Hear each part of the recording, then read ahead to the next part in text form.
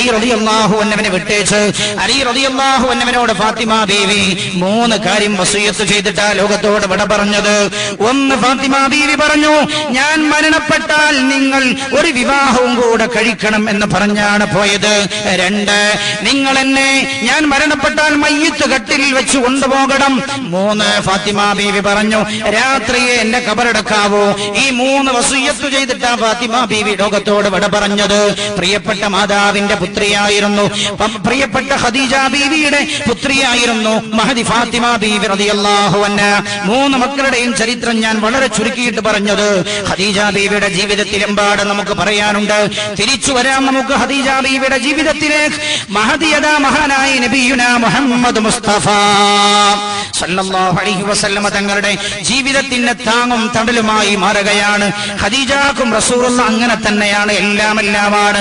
അങ്ങനെ റസൂലുള്ളാഹിക്ക് 40 വയസ്സിനോട് ഇങ്ങനെ അടുത്തുകൊണ്ടിരിക്കുമ്പോ റസൂലുള്ളാഹിക്ക് വല്ലാത്തൊരു താല്പര്യം. എന്തേ? ഇടക്കിടക്ക് ഒറ്റക്കിരിക്കാൻ വല്ലാത്ത ആഗ്രഹം തോന്നും. ആരാധനകളിൽ മുഴുകും. മഹദി ഖദീജ ബീവി റളിയല്ലാഹു അൻഹയോട് നബി സല്ലല്ലാഹു അലൈഹി വസല്ലമ തങ്ങൾ അങ്ങനെ ഒരു ദിവസം പറഞ്ഞു, ഖദീജ, എനിക്ക് സ്വന്തമായി ഒറ്റക്കിരുന്ന് ആരാധനകൾ മുഴുകണം എന്നെന്റെ മനസ്സിനോട് തോന്നിപ്പിക്കുന്നു. അതുകൊണ്ട് ഞാൻ ഹിറായിലൊന്ന് പോകാം. ഹിറായുടെ പ്രത്യേകത എന്താ? മക്കയിലെ കുഴന്ന കുന്നുകളിൽപ്പെട്ട കുന്നാണ് ജബലുന്നൂർ, പരിശുദ്ധ ഖുർആൻ ഇറങ്ങിയ മല. ആ ഹിറായുടെ ഗുഹയിൽ നിന്ന് അതിന്റെ ഗുഹാമുഖത്തുകൂടെ പുറത്തേക്ക് നേരെ നോക്കിയാൽ പരിശുദ്ധമായ കഅബാലയം കാണും. മഹാനായ നബിയുനാ മുഹമ്മദ് മുസ്തഫ സല്ലല്ലാഹു അലൈഹി വസല്ലമ തങ്ങൾ ആ മലമുകളിൽ പോയിരിക്കുകയാണ്. ഇറാ ഗുഹയുടെ അടുത്ത് പോയിരിക്കുന്നു. ഇറാ ഗുഹയുടെ അടുത്ത് പോയിരുന്നു. എന്നിട്ടോ ഇറാ ഗുഹയുടെ അകത്ത് കയറിയിരുന്നു. അകത്തിരുന്നിട്ട് അതിനകത്തിരുന്ന് ആരാധനയിൽ മുഴുകുകയാണ് മഹാനായ പ്രവാചകർ സല്ലല്ലാഹു അലൈഹി വസല്ലം. ശ്രദ്ധിക്കണം എന്റെ പ്രിയപ്പെട്ട സഹോദരി, ഭാര്യ ഭർത്താക്കന്മാർ തമ്മിലുള്ള ബന്ധം എന്താണ് എന്ന് ഖദീജ ബീവിയുടെ ജീവിതം നമുക്ക് പഠിപ്പിച്ചു തരികയാണ്. ഭാര്യയും ഭർത്താവും എങ്ങനെയാണ്? ഖദീജ ബീവിക്ക് റസൂലുള്ളാഹി ഖദീജ ബീവി ഏറ്റവും പ്രിയപ്പെട്ടവരായത് എന്തുകൊണ്ടാണ്? അതേപോലെ ഖദീജ ബീവിക്ക് റസൂലുള്ളാഹി ഏറ്റവും പ്രിയപ്പെട്ടവനായത് എന്തുകൊണ്ടാണ്? ചിന്തിക്കൂ എന്റെ പ്രിയപ്പെട്ട പെങ്ങളെ, നമുക്ക് മാതൃകയുണ്ട്. ഇവിടെ റസൂലുള്ളാഹി ഹിറായുടെ മുകളിൽ ധ്യാനിക്കാനിരിക്കുകയാണ്. ഭാര്യയെ വിഷമിപ്പിക്കേണ്ട എന്ന് കരുതി റസൂലുള്ളാഹിക്ക് അറിയാം. എന്റെ റസൂലുള്ളാഹിക്ക് അറിയാം ഖദീജ ബീവിക്ക് തന്റെ കാര്യത്തിൽ വലിയ വിഷമം ഉണ്ടാവും. ഭക്ഷണം തനിക്ക് ആവശ്യമില്ലെങ്കിലും ഭക്ഷണമില്ലാതെ ഞാൻ ഹിറാ ഗുഹയിൽ പോയാൽ ഖദീജ ഒരുപക്ഷെ എന്നെ തേടിയിട്ട് ഭക്ഷണവുമായി അവിടെ വരും. ഖദീജ അവിടെ വരാൻ സാധ്യതയുണ്ട്. അതുകൊണ്ട് റസൂലുള്ളാഹി വീട്ടിൽ വന്നിട്ട് ഖദീജയോട് പറഞ്ഞു, ഭക്ഷണം പാകം ചെയ്യൂ, ഞാൻ ഭക്ഷണവുമായിട്ട് പോകാം. എന്നാൽ നിങ്ങൾക്ക് എന്നെ തേടി ഭക്ഷണവുമായി ഹിറാ ഗുഹയിൽ വരേണ്ടതില്ലല്ലോ. മഹാനായ പ്രവാചകൻ പറയുകയാണ് സല്ലല്ലാഹു അലൈഹി വസല്ലം എന്ന പ്രവാചകനായിട്ടില്ല. മഹാമഹദി ഖദീജ ബീവി ഭക്ഷണം പാകം ചെയ്തു കൊടുത്തു. മുത്തുനബി ഭക്ഷണവുമായി ഹിറാ ഗുഹയിൽ പോകുന്നു. എന്തിന്? പ്രായമായ തന്റെ പ്രിയപ്പെട്ട പത്നിയെ ബുദ്ധിമുട്ടിക്കരുതെന്ന് കരുതിയിട്ട്. ഭർത്താവിന്റെ നിലപാടതാണ്. എന്റെ പ്രിയപ്പെട്ടവരെ ചിന്തിക്കൂ. എന്നാൽ ഖദീജ ബീവിയോ, അയാൾ ഭക്ഷണം കൊണ്ടുപോയിട്ടുണ്ടല്ലോ, ഇനി ഭക്ഷണം തീർന്നാൽ ഇങ്ങോട്ട് വരും എന്ന നിലക്കല്ല ഖദീജ ബീവി നിൽക്കുന്നത്. ഭക്ഷണം റസൂലുള്ളാഹി കൊണ്ടുപോയാലും ചരിത്രം രേഖപ്പെടുത്തുകയാണ് എന്റെ സഹോദരാ. ഹജ്ജിന്റെ പോയാൽ ഹിറാ ഗുഹയിലൊന്ന് പോകണം, ഹിറാ ഗുഹയൊന്ന് കാണണം. ചരിത്രങ്ങൾ ഉണ്ടായിട്ടുണ്ട്. അവിടെ ഖദീജ ബീവി റസൂലുള്ളാഹി ഭക്ഷണം കൊണ്ടുപോയാലും ഓരോ ദിവസവും 2 നേരം മക്കയിലെ ഉയർന്ന കുന്ന് കയറുമായിരുന്നു അത്രേ. കയറിയ ആളുകൾക്കറിയാമല്ലോ, ഹജ്ജിന് പോയിട്ട് കയറിയ ആളുകൾ കൂട്ടത്തിലുണ്ടാകാൻ സാധ്യതയുണ്ട്. 1.5 മണിക്കൂർ വേണം കയറാൻ. ആരോഗ്യ ദൃഢഗാത്രനാണെങ്കിൽ 1.5 മണിക്കൂർ വേണം. ഇറങ്ങാനും വേണം 1 മണിക്കൂറോളം സമയം വേണം. 2.5 മണിക്കൂർ കയറാനും ഇറങ്ങാനും വേണ്ട മക്കയിലെ ഉയർന്ന കുന്നായ ജബലുന്നൂറിന്റെ മുകളിലേക്ക് ഖദീജ ബീവി റളിയല്ലാഹു അൻഹ, അതും മക്കയിൽ നിന്ന് 6 കിലോമീറ്റർ ദൂരം നടന്നിട്ട് വാഹനങ്ങളിൽ നടന്നു പോയി ഹിറാ ഗുഹയുടെ മുകളിൽ ജബലുന്നൂറിന്റെ മുകളിൽ കയറിയിട്ട് ഭക്ഷണം ഭർത്താവ് കൊണ്ടുപോയിട്ടുണ്ടെങ്കിലും തന്റെ ഭർത്താവിന്റെ സ്ഥിതി എന്ത് എന്നറിയാൻ വേണ്ടി കയറാറുണ്ടായിരുന്നു ഖദീജ ബീവി റളിയല്ലാഹു അൻഹ. രാവിലെ വരും, തിരിച്ചു പോരും. വൈകുന്നേരമാകുമ്പോ ഖദീജയുടെ മനസ്സിന് സമാധാനം വരില്ല. വീണ്ടും പോവും. റസൂലുള്ളാഹിക്ക് വല്ലതും സംഭവിച്ചിട്ടുണ്ടാകുമോ? ഒരിക്കൽ ഖദീജ ബീവി റളിയല്ലാഹു അൻഹ പോവുകയാണ്. റസൂലുള്ളാഹി ഭക്ഷണം തീർന്നാലാണെങ്കിലോ ഉടനെ വീട്ടിലേക്ക് വരും. എന്റെ പെങ്ങളെ ചിന്തിക്കോ, നിങ്ങളെ വസ്ത്രം അലക്കാൻ എനിക്ക് കഴിയില്ല, ഭക്ഷണം പാകം ചെയ്യാൻ വേറെ ആളെ നോക്ക്, അതിന് വൃത്തിനെ വെക്ക്, അതെന്റെ ഡ്യൂട്ടിയല്ല. ഭാര്യക്കും ഭാര്യയും ജോലി കഴിഞ്ഞ് ക്ഷീണിച്ചു വന്നിട്ട് അവൾ പറയാണ്, ഞാനും നിങ്ങളെ പോലെ ജോലി ചെയ്യുന്നുണ്ട്, നിങ്ങൾക്കും ഭക്ഷണം പാകം ചെയ്യാമല്ലോ.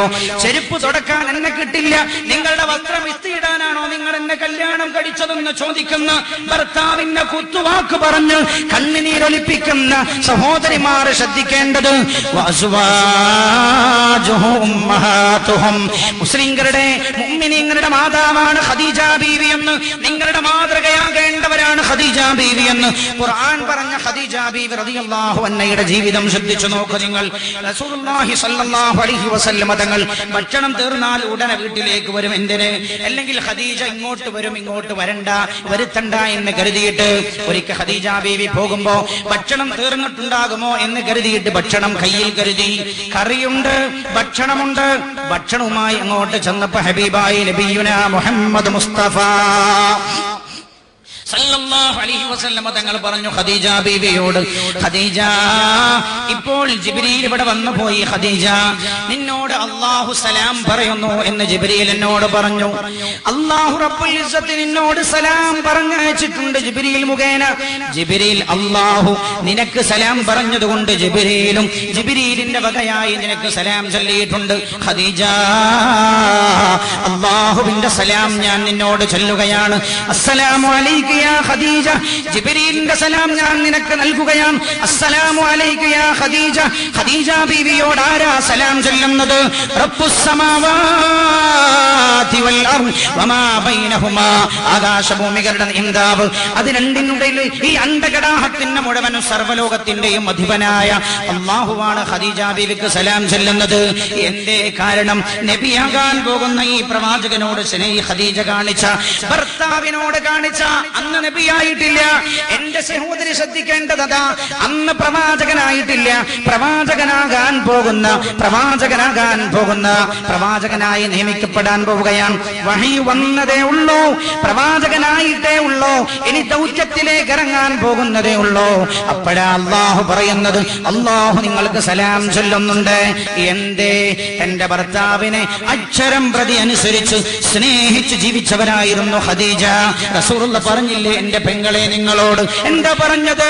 ഒരു സ്ത്രീക്ക് സ്വർഗത്തിൽ കിടക്കുക വളരെ എളുപ്പമാണെന്ന് നബിയുനാ റസൂലുള്ളാഹി സ്വല്ലല്ലാഹു അലൈഹി വസല്ലം മുത്തനബി എന്നിട്ട് പറഞ്ഞു, സല്ലത്ത് ഖംസഹ, 5 നേരത്തെ നമസ്കാരം നിർവഹിക്കുകയും, വസാമത്ത് ശഹറഹ, പരിശുദ്ധമായ റമദാൻ മാസത്തിലെ നോമ്പനുഷ്ഠിക്കുകയും, വഅതാഅത് സൗജഹ, ഹജ്ജ് ചെയ്യുകയും ചെയ്താലെന്നല്ല, നിസ്കാരം നിലനിർത്തുകയും റമദാൻ മാസം നോമ്പ് നോൽക്കുകയും, തന്റെ ഭർത്താവിനെ അക്ഷരം പ്രതി അനുസരിക്കുകയും ചെയ്താൽ, അല്ലാഹു മറക്കാൻ പറഞ്ഞ തന്റെ ശരീരം അല്ലാഹു മറക്കാൻ പറഞ്ഞ പോലെ മറക്കുകയും ചെയ്താൽ, ഈ 4 കാര്യം ഒരു പെണ്ണിലുണ്ടായാൽ, ഭർത്താവ് വിളിച്ചിട്ട് പറഞ്ഞു, നീ പോകണ്ട, ഞാൻ സാധനം എത്തിച്ചു തരാം, നിങ്ങളുടെ പണി നോക്കിയാ മതി, നീ ഉമ്മയെ കൂട്ടിയിട്ട് പോയിക്കോ, വിവാഹത്തിന് കുടുംബത്തിലെ നിങ്ങളുടെ തള്ളയെ കൂട്ടാനൊന്നും എനിക്ക് സൗകര്യമില്ല, നിങ്ങൾ വേണമെങ്കിൽ വെച്ച് പുലർത്തിയാൽ മതി എന്ന് ഭർത്താക്കന്മാരോട് തെറി വിളിച്ച് കുടുംബ കലഹങ്ങൾ നടക്കുകയും, കുടുംബ കലഹങ്ങൾ മഹല്ലത്തുകാർക്ക് തീർക്കാൻ കഴിയാത്തത് കൊണ്ട് കുടുംബ കോടതികളുടെ മുമ്പിലെത്തിയിട്ട് പത്രവാർത്തകളായി മാറുകയും ചെയ്യുന്ന കാലഘട്ടത്തിൽ ഖദീജ ബീവി മാതൃകയാകണം എന്റെ സഹോദരി. അല്ലാഹു നിങ്ങൾക്ക് സലാം ചൊല്ലുന്നുണ്ട്. എന്തേ കാര്യം? ഭർത്താവിനെ സ്നേഹിച്ച് അക്ഷരം പ്രതി അനുസരിക്കുന്ന ജീവിക്കുന്ന പെണ്ണാണ് നിങ്ങൾ. അതുകൊണ്ട് റബ്ബ് നിങ്ങളെ ഇഷ്ടപ്പെട്ടിരിക്കുകയാണ്. മഹാനായ നബിയുനാ മുഹമ്മദ് മുസ്തഫ സല്ലല്ലാഹു അലൈഹി വസല്ലം തങ്ങൾ പറഞ്ഞല്ലോ, സ്വർഗത്തിന്റെ 8 കവാടവും തുറക്കപ്പെടുന്ന ചില ആളുകളുണ്ട്. അതിലൊന്നാരാ? മഹാനായ സിദ്ദീഖ് റളിയല്ലാഹു അൻഹു മശ്റയിലേക്ക് വരുമ്പോ സ്വർഗത്തിന്റെ 8 കവാടങ്ങളും തുറക്കപ്പെട്ടുകൊണ്ട് എല്ലാ കവാടങ്ങളും സിദ്ദീഖ് റളിയല്ലാഹു അൻഹുവിനെ മാടി വിളിക്കുമത്രേ. എന്റെ പെങ്ങളെ, ഖദീജ ബീവിയുടെ ചരിത്രം കേൾക്കുമ്പോ അത് ഖദീജ ബീവിക്ക് പഠിച്ചോൻ കൊടുത്തല്ലോ, എനിക്കത് കിട്ടില്ലെന്ന് മനസ്സിലാക്കേണ്ട നിങ്ങൾ, നിങ്ങളുടെ സ്വർഗം നിങ്ങളുടെ വീടിന്റെ അകത്തുണ്ട്. നിങ്ങൾ അങ്ങാടി തണ്ടണ്ട, നിസ്കരിക്കാൻ നിങ്ങൾ പള്ളിയിൽ പോകണ്ട, പോകണ്ട, നിങ്ങളുടെ സ്വർഗം വീടിനകത്താണെന്ന് ഹബീബായി നബിയുന മുഹമ്മദ് മുസ്തഫ സല്ലല്ലാഹു അലൈഹി വസല്ലം. പഴയകാലത്തെ സഹോദരിമാർ പെണ്ണുങ്ങൾ എത്ര നല്ലവരായിരുന്നു. ഞാൻ ഓർത്തു പോകുന്നു, എന്നെ സ്നേഹബന്ധത്തിൽ ഒരു കണ്ണിയായ PM കുട്ടി ഡോക്ടറെ നിങ്ങൾക്കറിയുമായിരിക്കും. കോഴിക്കോട് മെഡിക്കൽ കോളേജിലെ പ്രൊഫസറായിരുന്നു. ഈ പരിശുദ്ധ റമദാൻ തുടങ്ങുന്നതിന് മുമ്പ് ഞാൻ സ്നേഹിക്കുന്ന ഒരു മനുഷ്യനാണ് അയാൾ. നല്ല ദീനീ ബോധമുള്ള ആളാ. എന്റെ സ്നേഹബന്ധത്തിൽ ഒരു കണ്ണിയാണ് അയാൾ. ജീവിച്ചിരിക്കുന്ന ആളാ. ഈ ജീവിച്ചിരിക്കുന്ന ആളോട് നിങ്ങൾക്ക് ചോദിക്കാൻ കഴിയും എന്നതുകൊണ്ടാണ് ഞാനത് പറയാൻ കാരണം. PM കുട്ടി ഡോക്ടറുടെ മുമ്പിൽ പോയി പല കാര്യവും ഇങ്ങനെ സംസാരിച്ചപ്പോൾ എന്നോട് പറഞ്ഞു, പണ്ടത്തെ പെണ്ണുങ്ങളൊക്കെ എത്ര നല്ലവരായിരുന്നു. ഇന്ന് നേരെ തലതിരിച്ചു പറയുന്ന കാലമാണ്. പണ്ടത്തെ ഉമ്മമാരൊക്കെ പട്ടത്തികളായിരുന്നു, ഒന്നും തിരിയാത്ത മണ്ടത്തികൾ എന്ന് പറയുന്ന കാലം. ഇയാൾ എന്നോട് പറയുകയാണ്, അഭ്യസ്ത വിദ്യനാണ്, വൈദ്യവിശ്വഖരനാണ്, മെഡിക്കൽ കോളേജിലെ പ്രൊഫസറായിരുന്നു. എന്നോട് പറഞ്ഞു, പണ്ടത്തെ പെണ്ണുങ്ങളൊക്കെ എത്ര നല്ലവരാ. എന്നിട്ട് അദ്ദേഹത്തിന്റെ കുടുംബത്തിലുണ്ടായിരുന്ന ഒരു സഹോദരിയെ കുറിച്ച് അയാൾ പറഞ്ഞു. അവർ മരിച്ചുപോയി. പ്രായമുള്ളൊരു പഴയ കാലത്തെ ഉമ്മയെ കുറിച്ച് പറഞ്ഞു. എന്നിട്ട് പറഞ്ഞു, ആ ഉമ്മ അവരുടെ ജേഷ്ഠത്തി മരണപ്പെട്ടപ്പോൾ പോലും ജേഷ്ഠത്തിയുടെ മയ്യത്ത് കാണാൻ പോയില്ല. ഞാൻ ചോദിച്ചു എന്തേ? എന്നോട് പറഞ്ഞു, ഭർത്താവ് വലിയ ഉള്ള ആളായിരുന്നു അത്രേ, വലിയ ദേശക്കാരനായിരുന്നു ഭർത്താവ്. അപ്പൊ ഭർത്താവിനോട് ജേഷ്ഠത്തി മരിച്ചു എന്ന് പറഞ്ഞപ്പോ ഞാൻ പോകട്ടെ എന്ന് ചോദിച്ചു. അപ്പൊ പറഞ്ഞു, നീ പോകണ്ട, വളരെ ഭയങ്കര ദേഷ്യമുള്ള ആളായിരുന്നു. എന്നിട്ട് ഞാൻ പറയാണ്, ജേഷ്ഠത്തി മരണപ്പെട്ടതിന് ശേഷം ഇടക്കിടക്ക് കുടുംബത്തിൽ പോകുമ്പോ നിങ്ങൾ ഇത്താത്തയുടെ മയ്യത്ത് കാണാൻ പോയില്ലല്ലേ എന്ന് പറയുമ്പോ ഈ പെണ്ണ് പറയുമായിരുന്നു അത്രേ, അതിനേക്ക് പ്രശ്നമൊന്നുമില്ല, സ്വർഗത്ത് വെച്ച് ഇത്താത്താനെ കാണാൻ പറ്റിയാ മതി. എന്റെ സ്വർഗം എന്ന് പറയുന്നത് ഇത്താത്താനെ കാണാൻ പോകുന്നിടത്തല്ല, എന്റെ സ്വർഗം എന്റെ വീട്ടിന്റെ അകത്താണെന്ന് ഒന്നും തിരിയാത്ത ഉമ്മ പറഞ്ഞു. നമ്മുടെ ഭാഷയിൽ ഒന്നും തിരിയാത്ത ഉമ്മ പറഞ്ഞിരുന്നു. നീ മദ്രസ 10ാം ക്ലാസ് പഠിച്ചിട്ടുണ്ട്, +2 നിന്റെ കഴിഞ്ഞിട്ടുണ്ട്, നീ ഡിഗ്രിക്ക് പഠിക്കുന്നുണ്ട്, അഫ്ദലുൽ ഉലമക്ക് പഠിക്കുന്നുണ്ട്. നീ പോകുന്ന വഴിയിൽ എന്നും നിനക്ക് ഒരു സ്നേഹിതനുണ്ട്, നിന്റെ ഒരു കാമുകനുണ്ട്, നീ സംസാരിക്കാൻ കാത്തിരിക്കുന്നവരുണ്ട്. നീ ഭൗതിക കലാലയത്തിലാ പഠിക്കുന്നത്, എഞ്ചിനീയറിംഗിനാ നീ പഠിക്കുന്നത്. നീ ഒഴിവ് ദിവസങ്ങളിലും അല്ലാത്ത ടൂർ സമയങ്ങളിലും ആരാന്റെ കൈപിടിച്ച് ടൂർ പോകുന്നവളാണ് നീ. നീ അല്ലാഹുവിന്റെ ശക്തികളിൽ മനുഷ്യരിൽ ഏറ്റവും വൃത്തികെട്ടവളാണെന്ന് ഹബീബായ റസൂലുള്ളാഹി സ്വല്ലല്ലാഹു അലൈഹി വസല്ലം തങ്ങൾ പഠിപ്പിക്കുകയാണ്. നിന്റെ കഷ്ടപ്പെട്ട ഭർത്താവ് 2 കൊല്ലം കഴിഞ്ഞ് നിന്നെ കാണാൻ തിരിച്ചു വരുമ്പോ ഖദീജ ബീവിയുടെ ജീവിതത്തിൽ വേദനിക്കുന്ന, കരഞ്ഞു പോകുന്ന ഒരു സംഭവം ഉണ്ട് എന്റെ പ്രിയമുള്ള സഹോദര. ഒരിക്കൽ മഹാനായ നബിയുനാ റസൂലുള്ളാഹി സല്ലല്ലാഹു അലൈഹി വസല്ലം തങ്ങൾ വീട്ടിലേക്ക് വരാൻ താമസിച്ചു പോയി. വൈകി വീട്ടിലേക്ക് എത്തിയെന്നില്ല, രാത്രിയായി. രാത്രി ഇരുട്ടി വന്നു. പിന്നെയും രാത്രി വൈകി പോകുന്നു. റസൂലുള്ളാഹിനെ കാണാനില്ല. ഖദീജ ബീവിക്ക് ബേജാറായി തുടങ്ങി. വിഷമം ഇങ്ങനെ വർദ്ധിച്ചു വരാൻ തുടങ്ങി. ഖദീജ ബീവി റളിയല്ലാഹു അൻഹാ പുറത്തിറങ്ങാൻ വലിയ മടിയുള്ള സ്ത്രീയായിരുന്നു. ശ്രദ്ധിക്കണം, വീടിന്റെ വെളിയിലിറങ്ങാൻ വലിയ മടിയായിരുന്നു. അതുകൊണ്ടാണല്ലോ നമ്മൾ പറഞ്ഞില്ലേ, കച്ചവടത്തിന് പോലും മറ്റുള്ളവരെ പറഞ്ഞയച്ചത് വീട്ടിലിരുന്ന് കച്ചവടം ചെയ്ത ആളാ ഖദീജ ബീവി. പക്ഷെ ബേജാറ് കൂടിയപ്പോ ഖദീജ ബീവി താനെ അറിയാതെ വീടിന് പുറത്തേക്ക് ഇറങ്ങുന്ന സമയത്തോ രാത്രി റസൂലുള്ള ഭക്ഷണം കഴിക്കുന്ന സമയം കഴിഞ്ഞിട്ടുണ്ട്.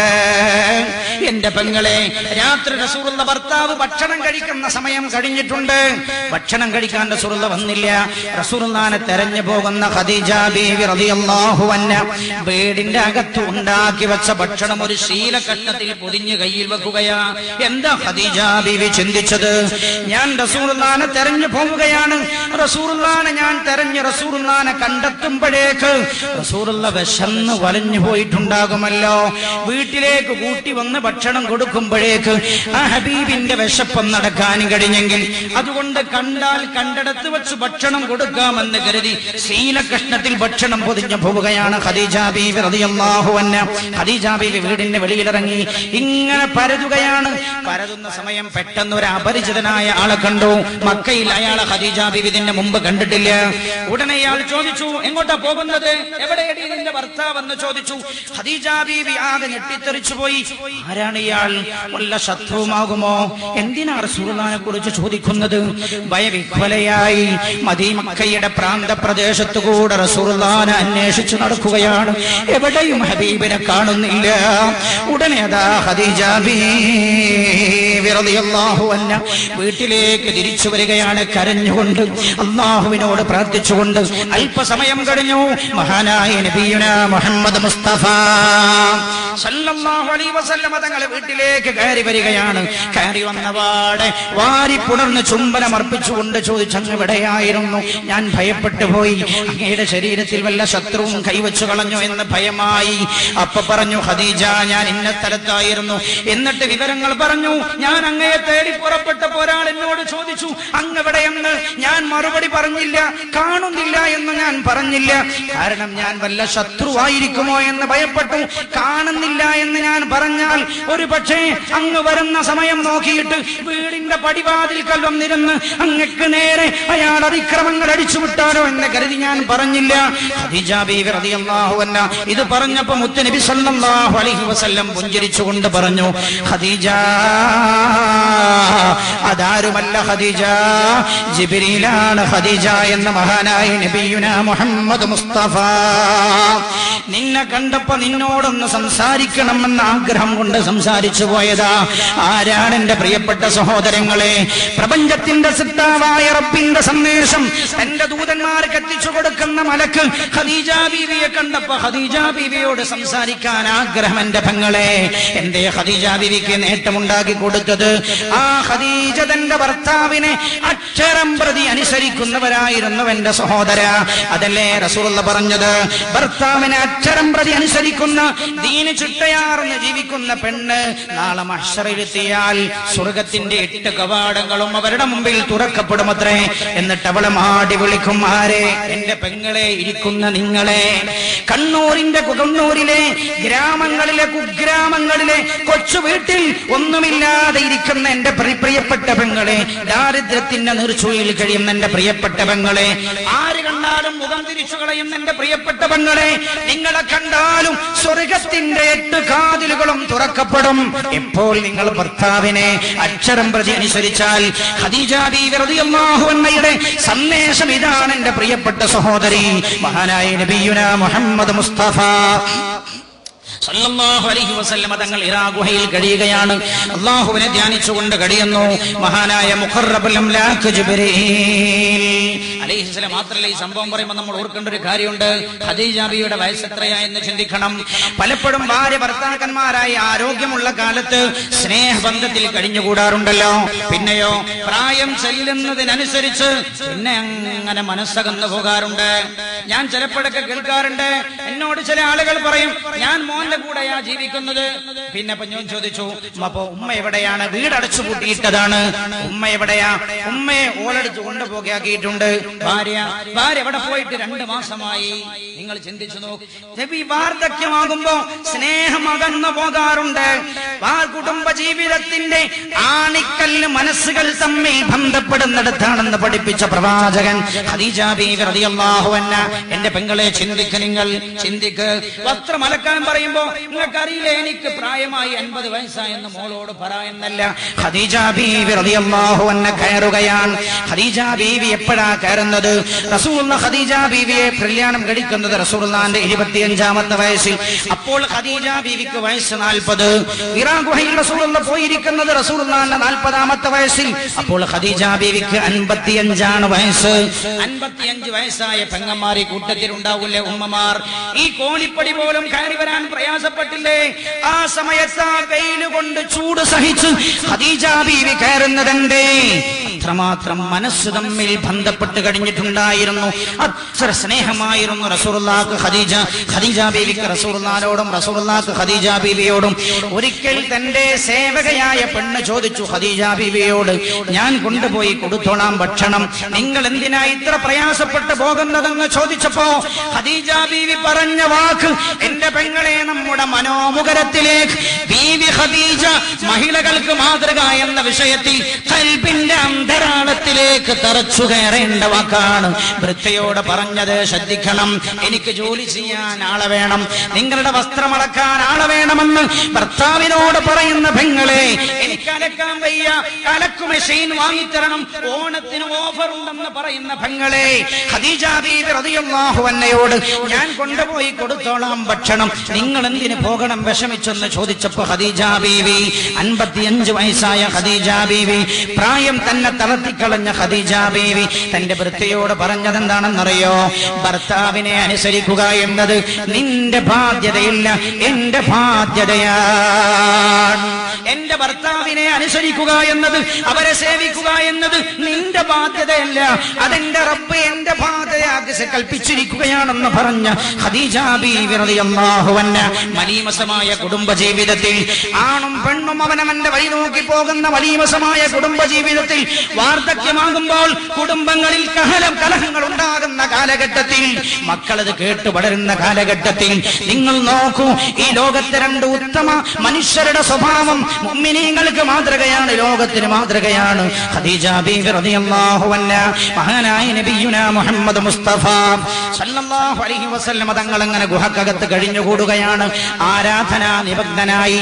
അപ്പോഴാ ഒരു ദിവസം മഹാനായ മലക്കുൽ മഹാനായ മുഖറബുൽ അംലാഖ് ജിബ്രീൽ അലൈഹിസ്സലാം ഇറങ്ങി വരികയാണ്. ഇറങ്ങി വന്നുകൊണ്ട് റസൂലുള്ളാഹിന്റെ അടുത്ത് വന്നിട്ട് പറഞ്ഞു, യാ മുഹമ്മദേ ഖറഅ യാ മുഹമ്മദ്, മുഹമ്മദേ വായിക്കണം, ഞാൻ ജിബ്രീലാണ്, ഭയപ്പെടണ്ട. ഇടക്കിടക്ക് ഈ നുബുവത്ത് കിട്ടുന്നതിന് മുമ്പ് തന്നെ ഇടക്കിടക്ക് ഒരു അശരീരി കേൾക്കാമായിരുന്നത്രേ, ഞാൻ ജിബ്രീലാണ്. എന്തിനാ? റസൂലുള്ളാഹിക്ക് ഒറ്റടിക്ക് അപരിചിതനായ ആൾ റസൂലുള്ളാഹിന്റെ അടുത്ത് വരുമ്പോ ഭയവിഹ്വലനായി പോകും, അതുകൊണ്ട് അതിന് മുമ്പേ മനസ്സ് പാകപ്പെടുത്തുകയാണ്. പക്ഷെ ഇപ്പോൾ ഇറായിൽ വന്നിട്ട് നേരിട്ട് വന്ന് പറഞ്ഞു, ഞാനാണ് ജിബ്രീൽ, ഇഖ്റഅ യാ മുഹമ്മദ്, മുഹമ്മദേ അങ്ങ് വായിക്കണം. റസൂലുള്ളാഹി ഭയന്നു പോയി. പുണ്യ നബി പറഞ്ഞു, മാ നബി ഖാരിഇൻ, എനിക്ക് വായിക്കാൻ അറിയില്ല. രണ്ടാമതും പറഞ്ഞു വായിക്കൂ, അപ്പോഴും പറഞ്ഞു വായിക്കാൻ അറിയില്ല. മൂന്നാമതും പറഞ്ഞു വായിക്കൂ, അപ്പോഴും പറഞ്ഞു വായിക്കാൻ അറിയില്ല. സമയമതാ തന്റെ അടുത്തുള്ള മുഹമ്മദ് നബിയെ വാരി പുണർന്നിട്ട് ഓതി കേൾപ്പിച്ചു കൊടുക്കുകയാണ്. ഇഖ്റഅ ബിസ്മി റബ്ബിക്കല്ലദീ ഖലഖ്, ഖലഖൽ ഇൻസാന മിൻ അലഖ്, ഇഖ്റഅ വറബ്ബുക്കൽ അക്റമുൽ ലദീ അല്ലമ ബിൽ ഖലം, അല്ലമൽ ഇൻസാന മാ ലം യഅലം. അല്ലാഹുവിന്റെ പ്രപഞ്ച സൃഷ്ടാവായ റബ്ബിന്റെ വചനങ്ങൾ ഭൂമിയിലേക്ക് ഇറങ്ങി തുടങ്ങുകയാണ്. റസൂലുള്ളാഹിക്ക് നബുവത്ത് കിട്ടിയിരിക്കുകയാണ്. പക്ഷേ അപരിചിതനായ ആളെ കണ്ടപ്പോ പേടിച്ചപ്പോൾ വിറവന്നു, പനി വന്നു, വിറവന്നു. അതാ ജിബ്രീൽ അങ്ങ് അപ്രത്യക്ഷമായ ഉടനെ മഹാനായ നബിയുനാ മുഹമ്മദ് മുസ്തഫ സല്ലല്ലാഹു അലൈഹി വസല്ലം നേരെ ഓടിച്ചെന്നത് എങ്ങോട്ടാ? ജമ്മിലൂനി യാ ഖദീജ, ജമ്മിലൂനി യാ ഖദീജ, ജമ്മിലൂനി യാ ഖദീജ. ജോലിസ്ഥലത്ത് രോഗബാധിതനായി കിടക്കുകയാണ്. നാട്ടിലേക്ക് പറഞ്ഞേക്കാൻ, ലീവ് അടിച്ചു കൊടുക്കാൻ കഫീൽ തയ്യാറാണ്. പക്ഷേ ഇയാൾ പറയുന്നു, ഞാൻ നാട്ടിൽ പോകുന്നില്ല, രോഗം മാറിയിട്ട് പോയിക്കോളാം, ഞാൻ ഇവിടെ നിന്ന് ചികിത്സിച്ചോളാം. ഗൾഫിലെ ചികിത്സ ഭാരം കുറഞ്ഞതായതുകൊണ്ടല്ല, സാമ്പത്തിക മാനം കൂടുതലാ ഗൾഫിലെ ചികിത്സ. പക്ഷേ ഇയാളത് പറയാൻ കാരണം എന്താണെന്നറിയോ? ഞാൻ വീട്ടിലേക്ക് ചെന്നാൽ എന്റെ ടെൻഷൻ കൂടും. കാരണം എനിക്ക് ലാളനയുടെ വാക്ക് പറയാൻ, സമാധാനത്തിന്റെ വാക്ക് പറയാൻ ഞാൻ കെട്ടിയവൾ തയ്യാറാവുകയില്ല. ഞാനിത് പറയുമ്പോ ഓർത്തു പോകുന്നു, കോഴിക്കോട് ബേബി മെമ്മോറിയൽ ഹോസ്പിറ്റലിൽ ഗൾഫിൽ നിന്ന് ചികിത്സിക്കാൻ വന്നവിടെ കിടന്ന ഒരു സഹോദരന്റെ കഥ. അതിന്റെ തൊട്ടടുത്ത് രോഗിയായി കിടന്ന ഒരാൾ എന്നോട് പറഞ്ഞത് ഞാൻ ഓർത്തു പോവുകയാണ്. ഞാൻ ഓർത്തു പോകുന്നതിന്റെ തൊട്ടടുത്ത ബെഡിൽ രോഗിയായി കിടന്ന സഹോദരൻ പറയുകയാണ്, ഗൾഫിൽ നിന്ന് 10 വർഷത്തോളം ഗൾഫിൽ കഠിനാധ്വാനം ചെയ്ത് ജോലി ചെയ്ത് ഊണും ഉറക്കമില്ലാതെ ഭാര്യയുടെ മക്കളുടെ സുഖത്തിനായി കഠിനാധ്വാനം ചെയ്ത ചെറുപ്പക്കാരൻ രോഗിയായി 2 കിഡ്നിയും നഷ്ടപ്പെട്ടു ഫൈലായി. അവസാനം അയാൾ നാട്ടിലേക്ക് തിരിച്ചു വന്നു ചികിത്സക്ക്. എയർപോർട്ടിൽ നിന്ന് നേരെ വന്നത് ഹോസ്പിറ്റലിലേക്കായിരുന്നു. ഭാര്യയും കുടുംബക്കാരും അങ്ങോട്ട് പോയി. അവിടെ വേണ്ട ചികിത്സക്കൊക്കെ സൗകര്യങ്ങൾ ചെയ്തു. ചികിത്സിക്കാനുള്ള പണം ഇയാളുടെ കയ്യിൽ തന്നെ ഉണ്ട്. ചികിത്സക്കൊക്കെ സൗകര്യം ചെയ്തു. കുടുംബക്കാർ പിരിഞ്ഞു പോന്നു. 2-3 ദിവസം കഴിഞ്ഞു. ഇയാളുടെ ഇയാളുടെ ശരീരത്തിലെ കിഡ്നിക്ക് എന്ത് തകരാറാണ് പറ്റിയതെന്നറിയാൻ സ്കാൻ ചെയ്തു. സ്കാന്റെ റിപ്പോർട്ട് വന്നു. ഡോക്ടർമാർ റൂമിലേക്ക് വന്ന് പറയാൻ വന്നപ്പോ ഇവളല്ലാതെ വേറെ ആരും അവിടെ ഇല്ല. ഇവളെ വിളിച്ചിട്ട് ഡോക്ടർമാർ പറഞ്ഞു, ഇയാളുടെ 2 കിഡ്നിയും ഫെയിലായിട്ടുണ്ട്. അതുകൊണ്ട് ഒന്നുകിൽ ഏതെങ്കിലും ഒരു കിഡ്നി മാറ്റിവെക്കണമെങ്കിൽ അല്ലാതെ ജീവിക്കാൻ പറ്റില്ല. ഏതായാലും ആവുന്ന എത്ര ഡയാലിസ് ചെയ്ത് മുന്നോട്ട് പോകാമെന്ന് പറഞ്ഞു. ഡോക്ടർമാര് പോയി. ഈ സഹോദരനോട് പറയുകയാണ്, ഈ പ്രയാസവും വിഷമമൊക്കെ മനസ്സിൽ താങ്ങിപ്പിടിച്ച് ഈ ബെഡിൽ കിടക്കുന്ന ഈ സഹോദരൻ ഉറങ്ങുകയാണ്. രാത്രി ഉറക്കത്തിലേക്ക് വഴുതി വീണ സമയം എന്റെ സഹോദര, രാത്രി സാധുവായ സഹോദരൻ, ഈ പെണ്ണിന്റെ ഭർത്താവ് 10 കൊല്ലവും ഗൾഫിൽ കിടന്ന് കഠിനാധ്വാനം ചെയ്ത് 10,000 വേണമെന്ന് പറയുമ്പോ ശമ്പളം കഴിച്ച് 6,000 റൂമിന്റെയും ഭക്ഷണത്തിന്റെയും പണം കഴിച്ച് 6,000 ബാക്കിയുള്ളൂ. 4,000 കടം വാങ്ങിച്ചിട്ട് കൊടുത്തേക്കാറുണ്ടായിരുന്ന ഭർത്താവ് ചിന്തിക്ക് 2 കിഡ്നിയും നഷ്ടപ്പെട്ടു വന്നറിഞ്ഞപ്പോ രാത്രി സഹോദരൻ ഉറങ്ങുകയാണ്. കിടന്നുറങ്ങുന്ന സമയം ഈ പെണ്ണ് തന്റെ ബാഗ് എടുത്ത് റൂമിൽ നിന്ന് പുറത്തിറങ്ങിയിട്ട് പറഞ്ഞു, അയാളെ ഇപ്പൊ ഉണർത്തണ്ട. തൊട്ടടുത്ത് കിടക്കുന്ന ബെഡുകാരോട് പറയുകയാണ്, ബെഡിൽ കിടക്കുന്നവരോട്, അയാളെ ഇപ്പൊ ഉണർത്തണ്ട. രാവിലെ അയാൾ എഴുന്നേൽക്കും. എഴുന്നേൽക്കുന്ന സമയം അയാളോട് നിങ്ങൾ പറയണം, ഞാൻ എന്റെ വീട്ടിലേക്ക് പോയി എന്ന് പറയണം. ഇയാളെ ഇനി നോക്കിയിട്ടൊരു കാര്യമില്ല, ഇയാളെ സംരക്ഷിച്ചിട്ട് എന്ത് കാര്യം? 2 കിഡ്നിയും ഫൈലായെന്നാ ഡോക്ടർമാർ പറഞ്ഞത്. അതുകൊണ്ട് ഞാൻ പോയെന്ന് ഇയാളോട് പറയണം. ഇപ്പൊ അയാൾ ഉണർത്തിയിട്ട് പറയണ്ട, രാവിലെ അയാൾ ഉണരുമ്പോൾ പറഞ്ഞാൽ മതിയെന്ന്. എന്നോട് അതിന്റെ തൊട്ടടുത്ത് കിടന്ന ഒരു ബെഡിലെ രോഗി രോഗം സുഖപ്പെട്ടു വന്നപ്പോൾ എന്നോട് പറഞ്ഞത് ഞാൻ ഓർത്തു പോവുകയാണ്. എന്റെ പ്രിയപ്പെട്ട സഹോദരി, എന്റെ പ്രിയപ്പെട്ട സഹോദര, കുടുംബജീവിതത്തിന്റെ അർത്ഥതലങ്ങൾ കണ്ടെത്തിയിട്ടില്ലാത്ത ഇരുട്ടുപടിച്ച 21-ാം നൂറ്റാണ്ടിന് ചൊവ്വയിലേക്ക് പറക്കാറുള്ള മെഷീനറികൾ തയ്യാർ ചെയ്തുകൊണ്ടിരിക്കുന്ന 21-ാം നൂറ്റാണ്ടിന് ചന്ദ്രനിൽ ഞങ്ങളെത്തി, പ്രപഞ്ചം ഞങ്ങൾ കീഴടക്കുമെന്ന് പറയുന്ന ഈ മനുഷ്യനവന്റെ മനസ്സിന് സമാധാനം നൽകാൻ അതിന് പറ്റുന്ന സംവിധാനങ്ങൾ കണ്ടെത്താൻ കഴിയാതെ പോയ കാലഘട്ടത്തിലാണ്. എന്റെ പ്രിയമുള്ളവരെ, ഓരോ ജില്ലകളിലും ഓരോ കേന്ദ്രങ്ങളിലും കുടുംബ കോടതികൾ കടന്നു വരികയും, എന്റെ പ്രിയപ്പെട്ട മുസ്ലിമേ, ഏറ്റവും ചുരുങ്ങിയത് നമ്മുടെ സമൂഹത്തിന്റെ വാർത്തകളിലെ കുടുംബ കോടതികൾ ഉയർന്നു വരുന്നത്. പോലീസ് സ്റ്റേഷനുകളിൽ പോയി നോക്ക്. കുടുംബത്തിന്റെ പ്രശ്നം മഹല്ല് തീർന്നാൽ പറഞ്ഞാൽ തീരില്ല, ഖാദി പറഞ്ഞാൽ അംഗീകരിക്കില്ല, പ്രസിഡന്റ് അയാളുടെ പണി നോക്കട്ടെ, തോക്ക് ചൂണ്ടി സർക്കിൾ നിന്നോട് പറഞ്ഞെങ്കിലേ നീ അംഗീകരിക്കൂ എന്ന കാലാവസ്ഥ എന്ന അവസ്ഥയിൽ നമ്മൾ എത്തിച്ചേർന്നില്ലേ? എന്തേ അതിന്റെ കാരണം? ഖൽബിൽ നിന്ന് ഈമാൻ ഉയർന്നു പോയതാണ്. അള്ളാഹു നഷ്ടപ്പെട്ടു പോയ സമാധാനം കുടുംബജീവിതത്തിൽ തിരിച്ചു പിടിക്കാൻ സമുദായത്തിന് അള്ളാഹു തൗഫീഖ് നൽകുമാറാകട്ടെ. അള്ളാഹു ഉമ്മത്തിനെ നന്നാക്കുമാറാകട്ടെ. ഈ വാക്കുകൾ പോയ ആർക്കെങ്കിലും തിരിച്ചു വരാൻ മനസ്സ് വന്നെങ്കിലോ എന്റെ കരുതിയാണ്. റബ്ബ് സുബ്ഹാനഹു വ തആല അനുഗ്രഹിക്കുമാറാകട്ടെ. റസൂലുള്ളാഹി നേരെ ഗുഹയിൽ നിന്ന് ഇറങ്ങിയിട്ട് ഓടുന്നത് എങ്ങോട്ടാ? ഖദീജ ബീവിയുടെ അടുത്തേക്കാണ്. എന്റെ കുടുംബക്കാർ എത്രയുണ്ട്, അവരുടെ അടുത്തല്ല പോയത്. കണ്ണൂരെങ്കിലും പുതിയാപ്പള സംസ്കാരമാണല്ലോ. രോഗിയാവുമ്പോ പെങ്ങളുടെ അടുത്ത് പോയിട്ട് കിടക്കും. രോഗിയാകുമ്പോ പെങ്ങളുടെ അടുത്ത് എന്തേ ഓളടുത്ത് പോയിട്ട് കാര്യമില്ല, അവിടെ നിന്ന് നേരത്തിലൊരിറ്റ് കഞ്ഞി പോലും കിട്ടുകയില്ല എന്ന് പറയുന്നവർ നിങ്ങളുടെ കൂട്ടത്തിലില്ലെങ്കിലും നിങ്ങൾ അത്തരത്തിലുള്ള ആളുകളെ കണ്ടിട്ടും കേട്ടിട്ടും ഉണ്ടാവുമല്ലോ. സംസ്കാരം അതല്ലേ? എന്റെ പെങ്ങളെ, ഞാൻ പറയട്ടെ, നിങ്ങളുടെ സ്വർഗം നിങ്ങളുടെ ഭർത്താവിലാണ്, യാതൊരു സംശയവുമില്ല. അടിവരയിട്ട് ഈ വിഷയത്തിൽ പറയാൻ ആഗ്രഹിക്കുന്നതും അത് തന്നെയാണ്. തെണ്ടിയാൽ നീ നരകത്തിലും തെണ്ടേണ്ടി വരും. മഹാനായ റസൂലുള്ളാഹി നേരെ പോയത് ഖദീജയുടെ അടുത്തേക്ക്. എന്നിട്ട് ചെന്നിട്ട് പറഞ്ഞത്, ജമ്മിലൂനി ജമ്മിലൂനി ജമ്മിലൂനി, എന്നെ പുതപ്പിട്ട് മൂടൂ. ഖദീജ ബീവി എന്തേ ഇങ്ങനെ ആർത്ത് വിളിച്ചു വരുന്നത് എന്നല്ല ചോദിച്ചത്. പിന്നെയോ, ഈ വിളിച്ചു വരുന്ന പ്രവാചകനെ സ്നേഹത്തോടെ സ്വീകരിച്ചിട്ട് കിടത്തി പറഞ്ഞ പോലെ പുതപ്പിട്ട് മൂടിക്കൊടുത്തു. എന്നിട്ട് ചോദിച്ചു, എന്താ പ്രശ്നം? കയറി വരുന്ന പ്രവാചകനോട് എന്താ കരയണത്, എന്താ മനുഷ്യനെ ബേജാറാക്കുന്നത് എന്നല്ല ചോദിച്ചത്. ഖദീജയുടെ സ്നേഹം നിങ്ങൾ കിടത്തിയിട്ട് മെല്ലെ തലയുടെ അടുത്തിരുന്നിട്ട് മുത്തുനബിയുടെ കൈ തന്റെ കൈയോട് ചേർത്ത് വെച്ചിട്ട് എന്തായിരുന്നു ആ സ്നേഹം? അതിടക്കിടക്ക് ഹബീബ് ഓർത്തു പോകാറുണ്ടായിരുന്നു. തന്റെ കൈയിനോട് ചേർത്ത് വെച്ചിട്ട് കയ്യിനിങ്ങനെ ഒഴിഞ്ഞിട്ട് ശരീരത്തിൽ ഇങ്ങനെ തടവി കൊടുത്തിട്ട് ചോദിച്ചു, അങ്ങേക്ക് എന്തേ സംഭവിച്ചത്? കൈയൊന്ന് പിടിച്ചപ്പോ പറഞ്ഞു, വല്ലാതെ ചൂടുണ്ടല്ലോ, പനിക്കുന്നുണ്ടല്ലോ, വിറക്കുന്നുണ്ട്. അപ്പൊ പറഞ്ഞല്ലോ വിറക്കുന്നുണ്ടല്ലോ, എന്തേ സംഭവിച്ചത്? അപ്പൊ മുത്തുനബി പറഞ്ഞു സല്ലല്ലാഹു അലൈഹി വസല്ലം ഹിറാ ഗുഹയിലുണ്ടായ സംഭവങ്ങളെല്ലാം പറഞ്ഞു കൊടുത്തു. പറഞ്ഞപാട് ഖദീജ ബീവി പറഞ്ഞതെന്താ? അതൊക്കെ അങ്ങക്ക് ഭ്രാന്ത് പറയാണ് എന്നല്ല, അങ്ങ് ഭയപ്പെടേണ്ടതില്ല. അങ്ങയുടെ നാഥൻ കൈയൊഴിക്കില്ല. അങ്ങ് പാവങ്ങളെ സഹായിക്കുന്ന ആളാണ്, അയൽവാസികളെ ആദരിക്കുന്ന ആളാണ്, വിഷമിച്ചവൻ വന്നാൽ കൈയൊഴിക്കാത്ത ആളാണെന്ന്. അങ്ങേ രാജാതിരാജനായ റബ്ബ് കൈയൊഴിക്കില്ല. പിന്നെയും ഖദീജ മെല്ലെ പറഞ്ഞു തുടങ്ങി, ഞാൻ കേട്ടിട്ടുണ്ട്. ഖദീജ വിറക്കുകയാണ്. ഞാൻ കഅബയുടെ അടുത്ത് ഇങ്ങനെ ഇരിക്കുന്ന സമയം എന്റെ ചെറുപ്പകാലത്ത് ഞാൻ കേട്ടിട്ടുണ്ട്, ഞങ്ങളുടെ അടുത്തുകൂടെ നടന്നു പോയ ഒരു പുരോഹിതരെന്ന് തോന്നിക്കുന്ന ആൾ പറഞ്ഞത്, ഈ നാട്ടിലൊരു പ്രവാചകൻ വരാറുണ്ട്, ആ പ്രവാചകന്റെ ഭാര്യയാകാൻ നിങ്ങൾക്ക് ആർക്കെങ്കിലും കഴിയുമെങ്കിൽ നിങ്ങൾ അതിന് ശ്രമിക്കും ക്ഷമിക്കണേ എന്ന് ഒരു പുരോഹിതൻ പറയുന്നത് ഞാൻ കേട്ടിട്ടുണ്ട്. മാത്രമല്ല, അങ്ങേ ഞാൻ എന്റെ കച്ചവടത്തിൽ മൈസരയുടെ കൂടെ എന്റെ കച്ചവടത്തിൽ ഞാൻ അങ്ങേക്ക് കൂട്ടുകാരനായി മൈസരെ പറഞ്ഞയച്ചു തന്നിരുന്നല്ലോ.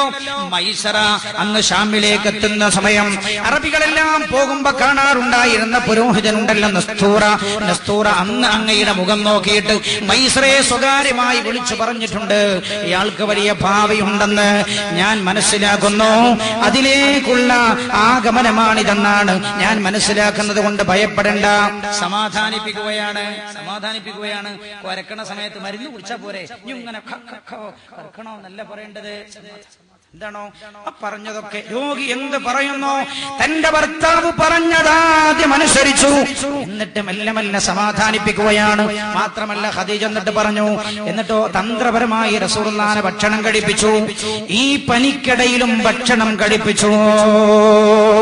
തന്റെ ഭർത്താവിന് ഭക്ഷണം വേണ്ട അൽഹംദുലില്ലാ എന്ന് പറഞ്ഞ ഭാര്യമാരുടെ കൂട്ടത്തിലല്ല, തന്ത്രപരമായി ഭക്ഷണം കഴിപ്പിച്ചിട്ട് പറഞ്ഞു, ഇപ്പൊ അല്പം ആശ്വാസമുണ്ടല്ലോ, അങ്ങൊന്ന് ഇവിടെ നിൽക്ക്. പെൺമക്കളെ വിളിച്ച് ഏൽപ്പിച്ചിട്ട് പറഞ്ഞു, ഞാനൊന്ന് പോയി വരാം.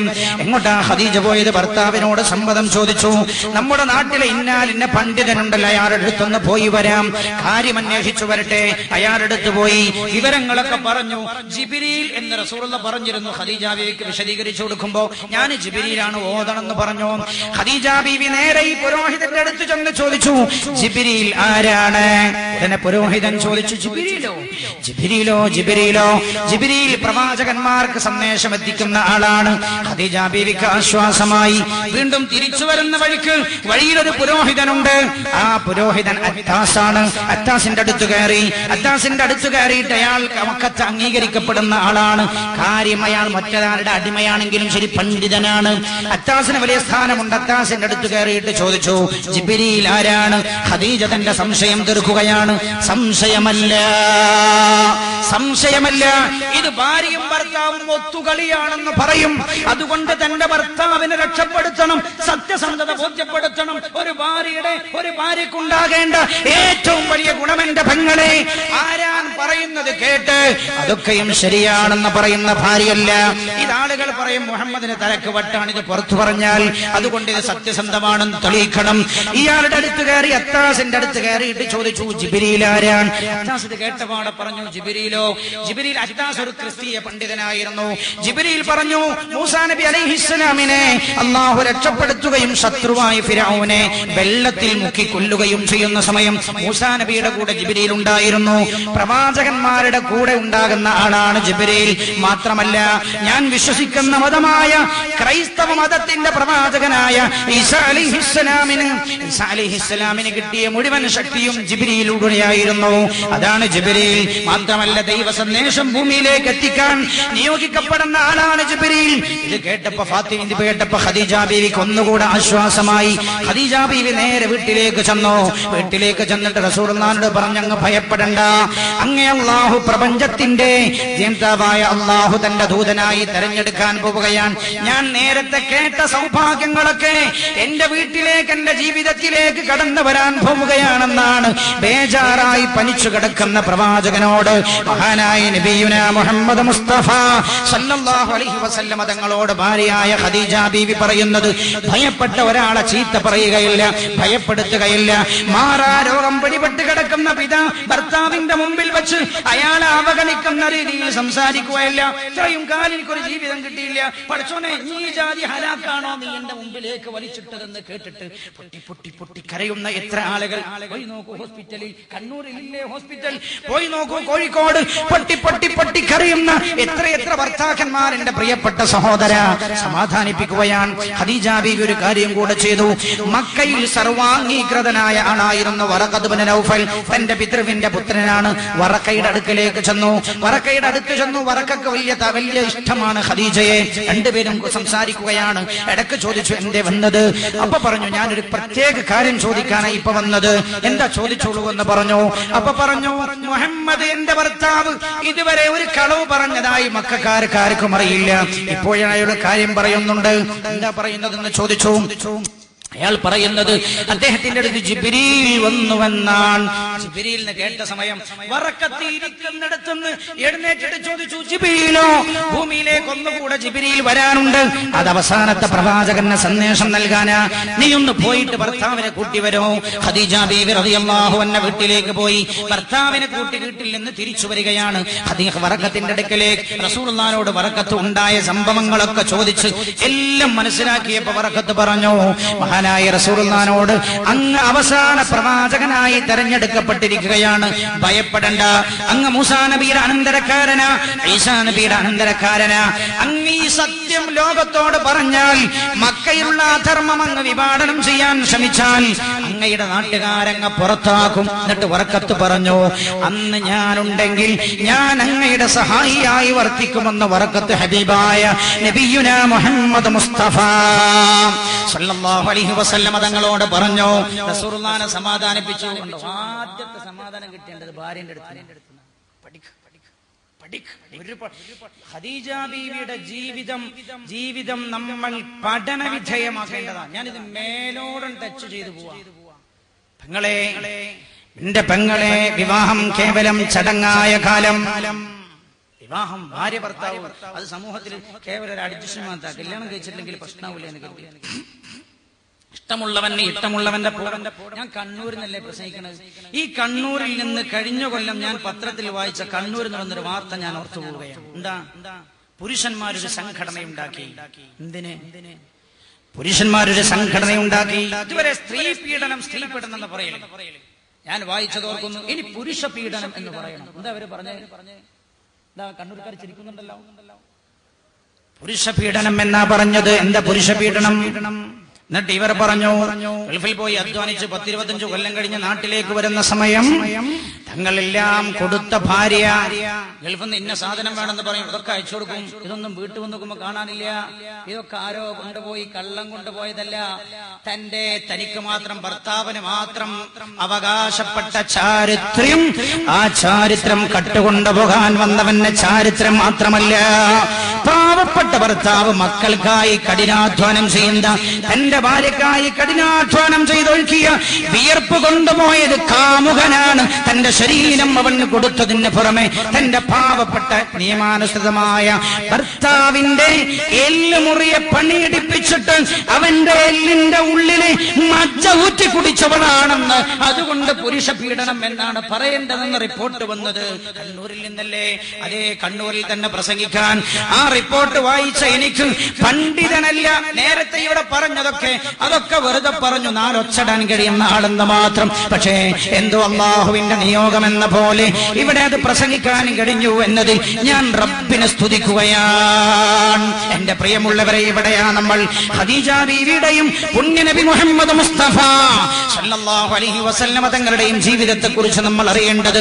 ആദ്യം ഒരു ഭർത്താവിന് കിട്ടേണ്ട സമാധാനം പെണ്ണിൽ നിന്ന് കുടുംബ ജീവിതത്തെ കുറിച്ച് പറഞ്ഞപ്പോ ഖുർആൻ പറഞ്ഞതെന്താണ്? വമിൻ ആയാതിഹി അൻ ഖലഖ ലക്കും മിൻ അൻഫുസികും അസ്വാജ ലിതസ്കുനു ഇലൈഹാ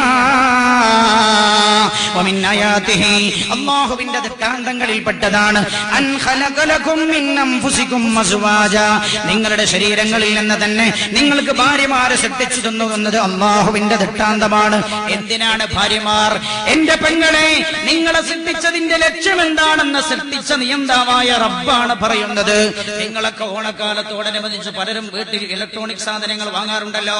ഫ്രിഡ്ജ് വാങ്ങിയാൽ, മൊബൈൽ വാങ്ങിയാൽ മൊബൈലിന്റെ കൂടെ കാറ്റലോഗ് ലഭിക്കും. എന്തിനാ കാറ്റലോഗ് ആരാ നൽകാറുള്ളത്? കാറ്റലോഗ് തരാറുള്ളത് നമ്മൾ വാങ്ങുന്ന കടക്കാരനല്ല. കാറ്റലോഗ് നിർമ്മിച്ചതാരാ? നമ്മൾ വാങ്ങുന്ന കടക്കാരനല്ല കാറ്റലോഗ് നിർമ്മിച്ചത്.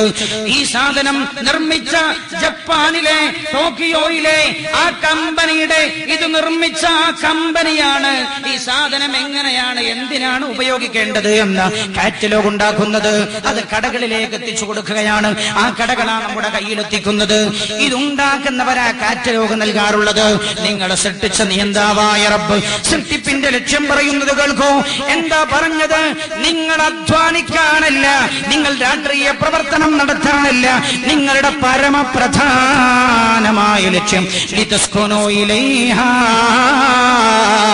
കുടുംബത്തിൽ സമാധാനം കെട്ടിപ്പടുക്കലാണെന്ന് അല്ലാഹു അസ്സ വജൽ. നിങ്ങൾ വലിയ പൊതുപ്രവർത്തകയാണ്, നിങ്ങൾ വലിയ ഉഷാറാണ്, നാട്ടിൽ അംഗീകാരമുള്ള ആളാ, നിങ്ങളുടെ ഭർത്താവിന് നിങ്ങൾക്ക് സമാധാനം കൊടുക്കാൻ കഴിയുന്നില്ലേ? നിങ്ങൾക്കൊരിക്കലും അല്ലാഹു വാഗ്ദത്തം ചെയ്ത സ്വർഗത്തിലേക്ക് കടക്കാൻ കഴിയില്ല. ആദ്യ സമാധാനം കിട്ടേണ്ടത് ഭാര്യയില്ലെന്ന് ഖദീജ ബീവി സമാധാനിപ്പിച്ചു. മഹാനായ നബിയുനാ മുഹമ്മദ് മുസ്തഫ സല്ലല്ലാഹു അലൈഹി വസല്ലം തങ്ങൾക്ക് ആശ്വാസമായി.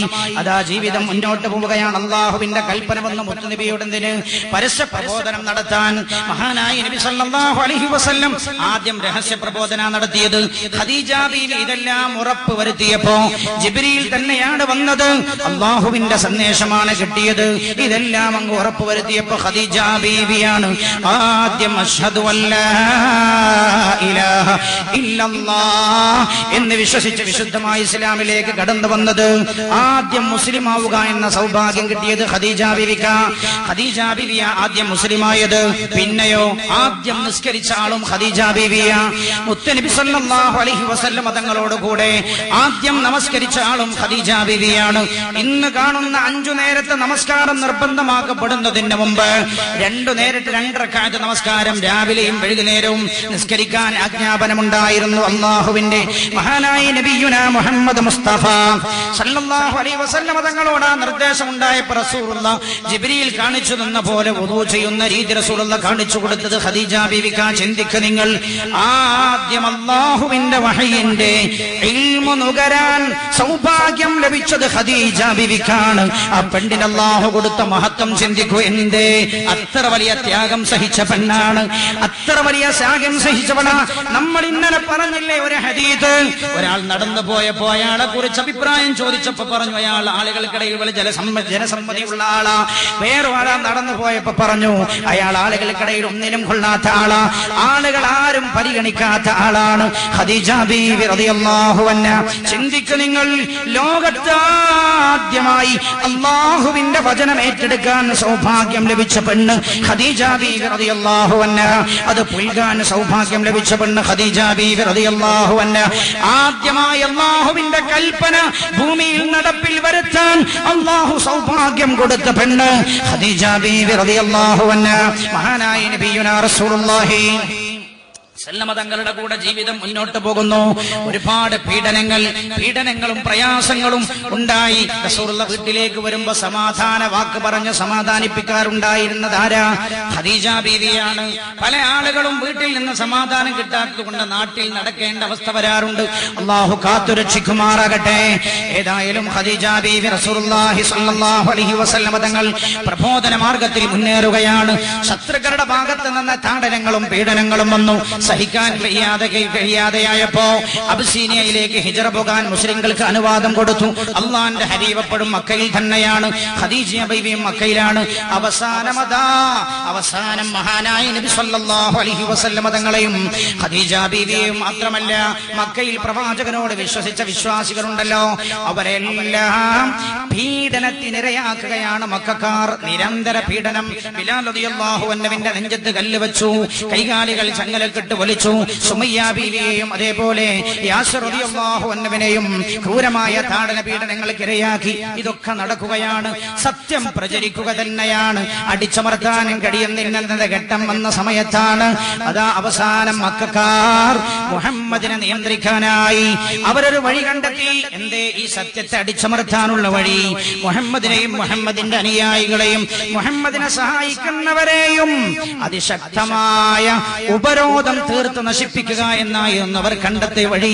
മഹാനായ നബിയുനാ മുഹമ്മദ് മുസ്തഫ സല്ലല്ലാഹു അലൈഹി വസല്ലം അല്ലാഹുവിന്റെ ഹബീബും മുസ്ലിങ്ങളും അതാ പീഡനത്തിന് വിധേയമാവുകയാണ്. ശഅബ് അബൂ താലിബ് എന്ന് പറയുന്ന മലഞ്ചെരുവിൽ അവരെ മക്കക്കാർ കുടുക്കിയിട്ടു. ആരെ? അബൂ താലിബിന്റെ കുടുംബത്തെ. അബ്ദുൽ മുത്തലിബ് അബൂ താലിബിന്റെ കുടുംബത്തെ, ബനു ഹാഷിമിനെയും ബനുൽ മുത്തലിബിനെയും, ഹാഷിം കുടുംബത്തെയും മുത്തലിബ് കുടുംബത്തെയും നബിയുടെ കുടുംബത്തെയും നബിയെ സഹായിക്കുന്നവരെയും ഒതുക്കിയിടുകയാണ്.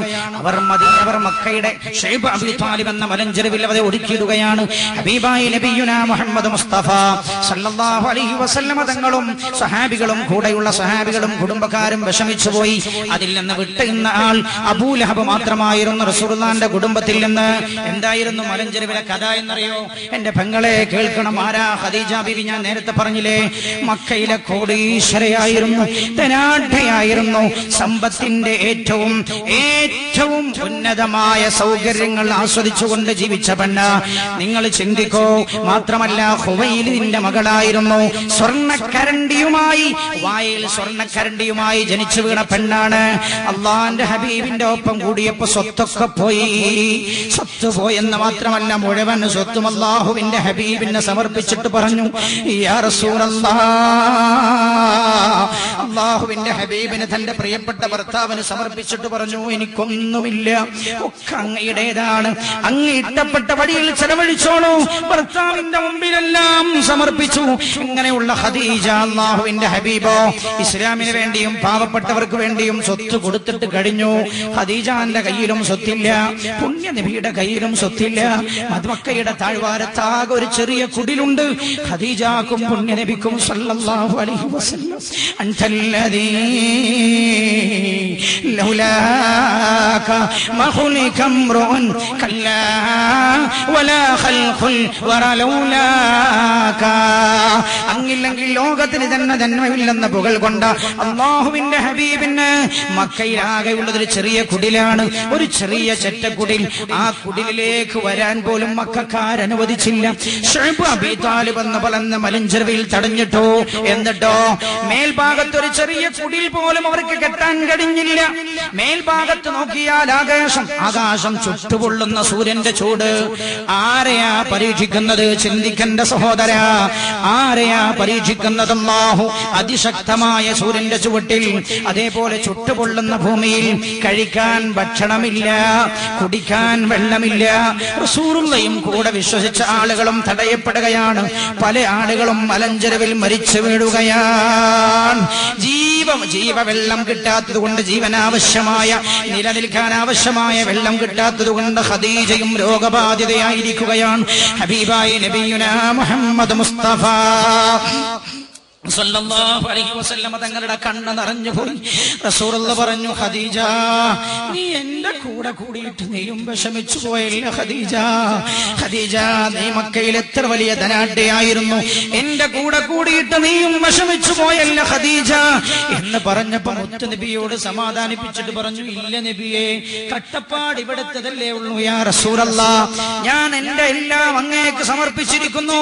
ശൈബ് അബീ താലിബിന്റെ മലഞ്ചെരുവിൽ വെയില് കൊള്ളുന്ന ഖദീജയോട് തിന്നാൻ ഭക്ഷണം ലഭിക്കാത്തത് കൊണ്ട് അവിടെ കാണുന്ന പുല്ല് പറിച്ചു തിന്നുന്ന ഖദീജയോട്, മക്കയിലെ ഏറ്റവും മേത്തരം ഭക്ഷണം കഴിച്ച ഖദീജയോട് റസൂലുള്ളാഹി ചോദിച്ചപ്പോ ഖദീജ പറഞ്ഞു, ഇല്ല നബിയേ, അങ്ങയുടെ കൂടെ എന്ത് ചെയ്യാനും എനിക്ക് സന്തോഷമാണ് യാ റസൂലല്ലാഹ്. എനിക്ക് വിഷമമുണ്ടെന്ന് കരുതി അങ്ങ് പ്രയാസപ്പെടരുത്. ശൈബ് അബീ താലിബിന്റെ മലഞ്ചെരുവിൽ മക്കക്കാരെ തടഞ്ഞു നിർത്തി. ആ സമയം ഒരു സഹാബി റിപ്പോർട്ട് ചെയ്യുന്നുണ്ട് ആ രംഗത്തെ കുറിച്ച്. മഹാനവകൾ പറയുകയാണ്, പിന്നീട് ആ കാലമോർത്തിട്ട് ഒരു രാത്രി ആ കട്ടപ്പാടിന്റെ അങ്ങേയറ്റം പറയാനാ ഞാനത് പറയുന്നത്. ആ സ്വഹാബി പറയുകയാണ്, ഒരു ദിവസം രാത്രി വിശന്നൊട്ടിയ വയറുമായി ഇങ്ങനെ നടക്കുകയാണ്. നടക്കുന്ന സമയം മലഞ്ചെരുവിൽ അങ്ങോട്ടും ഇങ്ങോട്ടും ഇങ്ങനെ നടക്കുന്നു. പെട്ടെന്ന് ഞാൻ പശുമയുള്ള എന്തോ ഒരു സാധനം ചവിട്ടിപ്പോയി. ചവിട്ടിയ പാടെ ഞാനതെടുത്തിട്ട് കഴിച്ചു. ഇന്നും എനിക്കറിയില്ല ഞാൻ എന്താണ് കഴിച്ചതെന്ന് എനിക്കറിയില്ലെന്ന് ആ സ്വഹാബി പറയുകയാണ്. നിങ്ങൾ ചിന്തിക്കണം, അല്ലാഹുവിന്റെ ഹബീബിനെ അല്ലാഹു പരീക്ഷിക്കുന്നത്. ഇന്ന അശദ്ദന്നാസി ബലാഅൻ അൽ-അംബിയാ,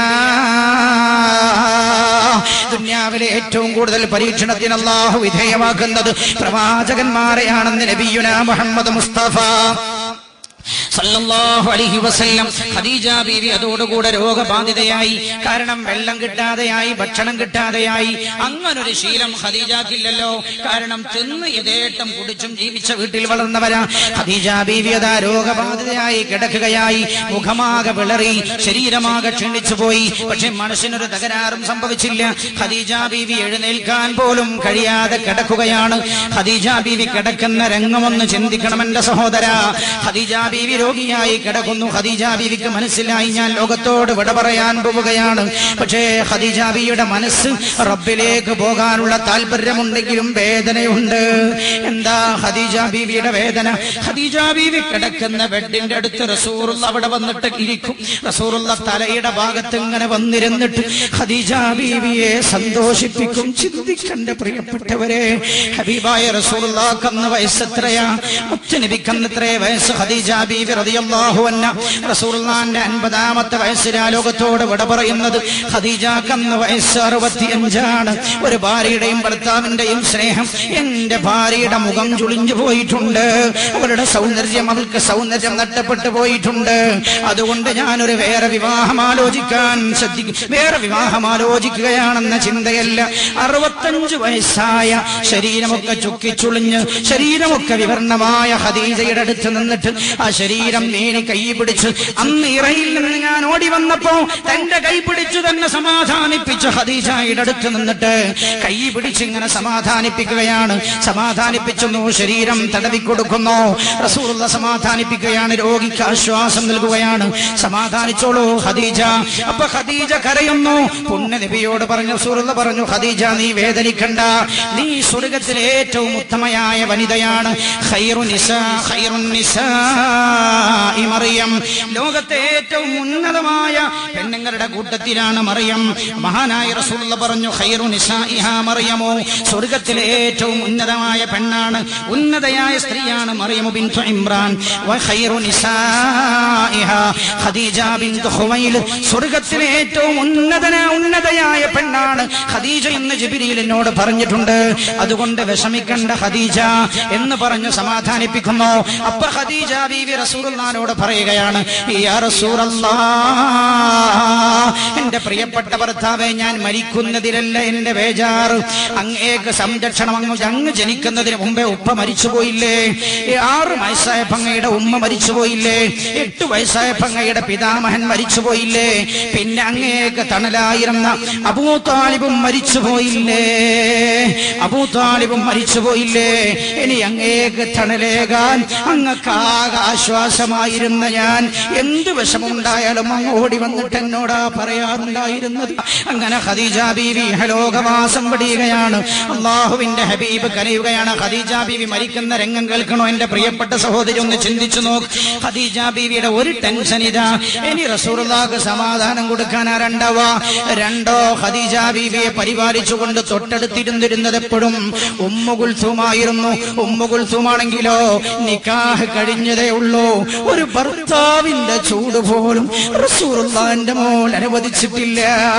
ഖദീജ ബീവി മരിക്കാൻ കിടക്കുന്ന രംഗം അതാണ്. അബൂലഹബിന്റെ മക്കളായ ഉത്ബയും ഉതൈബയും ഉമ്മു കുൽസൂമിനെയും റുഖിയയെയും വിവാഹം ചെയ്തിരുന്നു. പക്ഷേ ബാപ്പയുടെയും ഉമ്മയുടെയും ദുശ്ശാഠ്യത്തിന് വഴങ്ങിയിട്ട് റുഖിയയെയും ഉമ്മു കുൽസൂമിനെയും അവർ വിവാഹമോചനം നടത്തി. പക്ഷേ റുഖിയയെ ഉസ്മാൻ കല്യാണം കഴിച്ചു. ഉമ്മു കുൽസൂമിനെ ആരും ഇതുവരെ കല്യാണം കഴിച്ചിട്ടില്ല. മോളെ നിക്കാഹ് കഴിഞ്ഞതായിരുന്നു. ഒരു ദിവസമെങ്കിലും ഭർത്താവിന്റെ ചൂടറിഞ്ഞെങ്കിൽ ദുഃഖമുണ്ടായിരുന്നില്ല. ഖദീജ ബീവിയുടെ മനസ്സ് തന്നെ പരിപാലിക്കാനുള്ളത് റുഖിയ ഉമ്മു കുൽസൂമാണ്. റുഖിയ ഭർത്താവ് ഉസ്മാനോട് കൂടെയാണ്. ഉമ്മു കുൽസൂം തന്നെ പരിപാലിക്കുമ്പോഴൊക്കെ തന്റെ മകൾ തന്നെ കൈ പിടിച്ചെഴുന്നേൽപ്പിക്കുമ്പോഴും കിടക്കാൻ സഹായിക്കുമ്പോഴുമൊക്കെ ഖദീജ ബീവിയുടെ, നിങ്ങൾ ആലോചിച്ചു നോക്ക്, സർവവും അല്ലാഹുവിന് സമർപ്പിച്ചു ഒരു വലിയ ധനികയായിരുന്ന ഒരു പെണ്ണ്, സമ്പന്നയായിരുന്ന പെണ്ണ് ലോകത്തോട് വിട പറയാൻ പോകുമ്പോ വെറും കൈയോട് വിട പറയുന്ന ഒരു പെണ്ണാണ്. എല്ലാം അനാവശ്യത്തിന് ചെലവഴിച്ചതല്ല, റബ്ബിന്റെ തൃപ്തിയിലാ മുഴുവൻ സാമ്പത്തികവും ചെലവഴിച്ചത്. ആ പെണ്ണിന് അല്ലാഹു കൊടുത്ത പരീക്ഷണം കേൾക്കണോ നിങ്ങൾക്ക്? മരിക്കാൻ പോകുമ്പോ തന്റെ മുമ്പിലിരിക്കുന്ന ഉമ്മു കുൽസൂമിനെ കാണുമ്പോ ഖദീജയുടെ മനസ്സ് നീറിപ്പുകയാണ്. എന്റെ പ്രിയപ്പെട്ട മോൾക്ക് ഒരു ഭർത്താവിന്റെ ചൂടറിയാൻ കഴിഞ്ഞില്ലല്ലോ. ഉമ്മു കുൽസൂമിന്റെ ഭർത്താവ് ആരായിരിക്കുമെന്ന് കാണാനുള്ള സൗഭാഗ്യം അല്ലാഹു ഖദീജ ബീവിക്ക് കൊടുത്തില്ല. പിന്നെയാണെങ്കിലോ പുന്നാരമോൾ ഫാത്തിമ ബീവി റളിയല്ലാഹു അൻഹ അടുത്തുണ്ട്. ഫാത്തിമ ആരാ? ഫാത്തിമ തൊട്ടടുത്തുണ്ട്, ചെറിയ കുട്ടിയാണ്.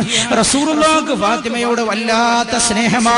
ഖദീജ ബീവിയുടെ മറ്റൊരു വേദന എന്താണെന്നറിയോ?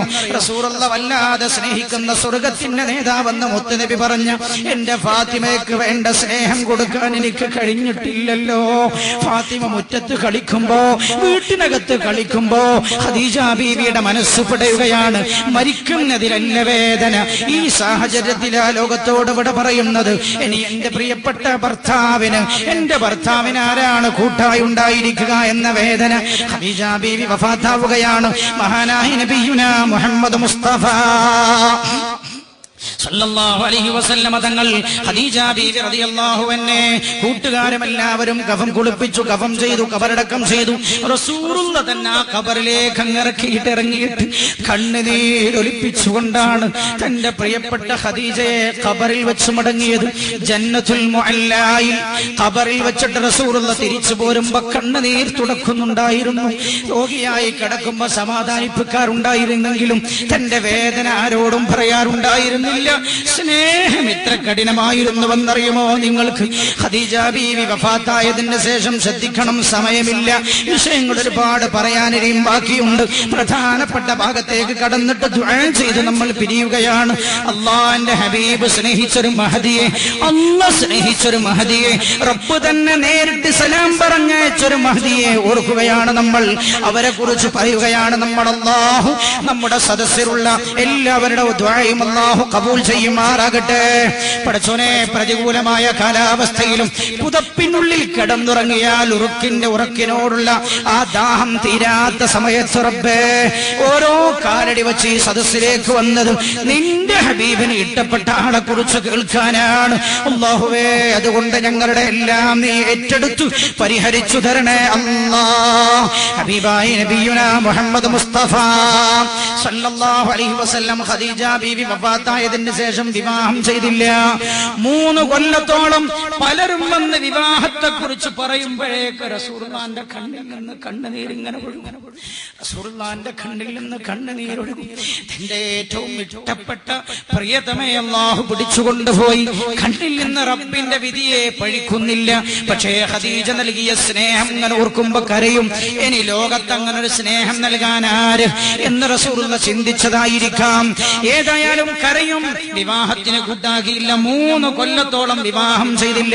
പക്ഷേ പ്രബോധന ജീവിതത്തിൽ ഒരു പെണ്ണിന്റെ തണൽ ആവശ്യമായി വന്നതുകൊണ്ട്, മക്കളെയൊക്കെ സംരക്ഷിക്കാൻ ആവശ്യമായതുകൊണ്ട് പിന്നെയാ റസൂലുള്ള വിവാഹത്തെ കുറിച്ച് ആലോചിക്കുന്നത്.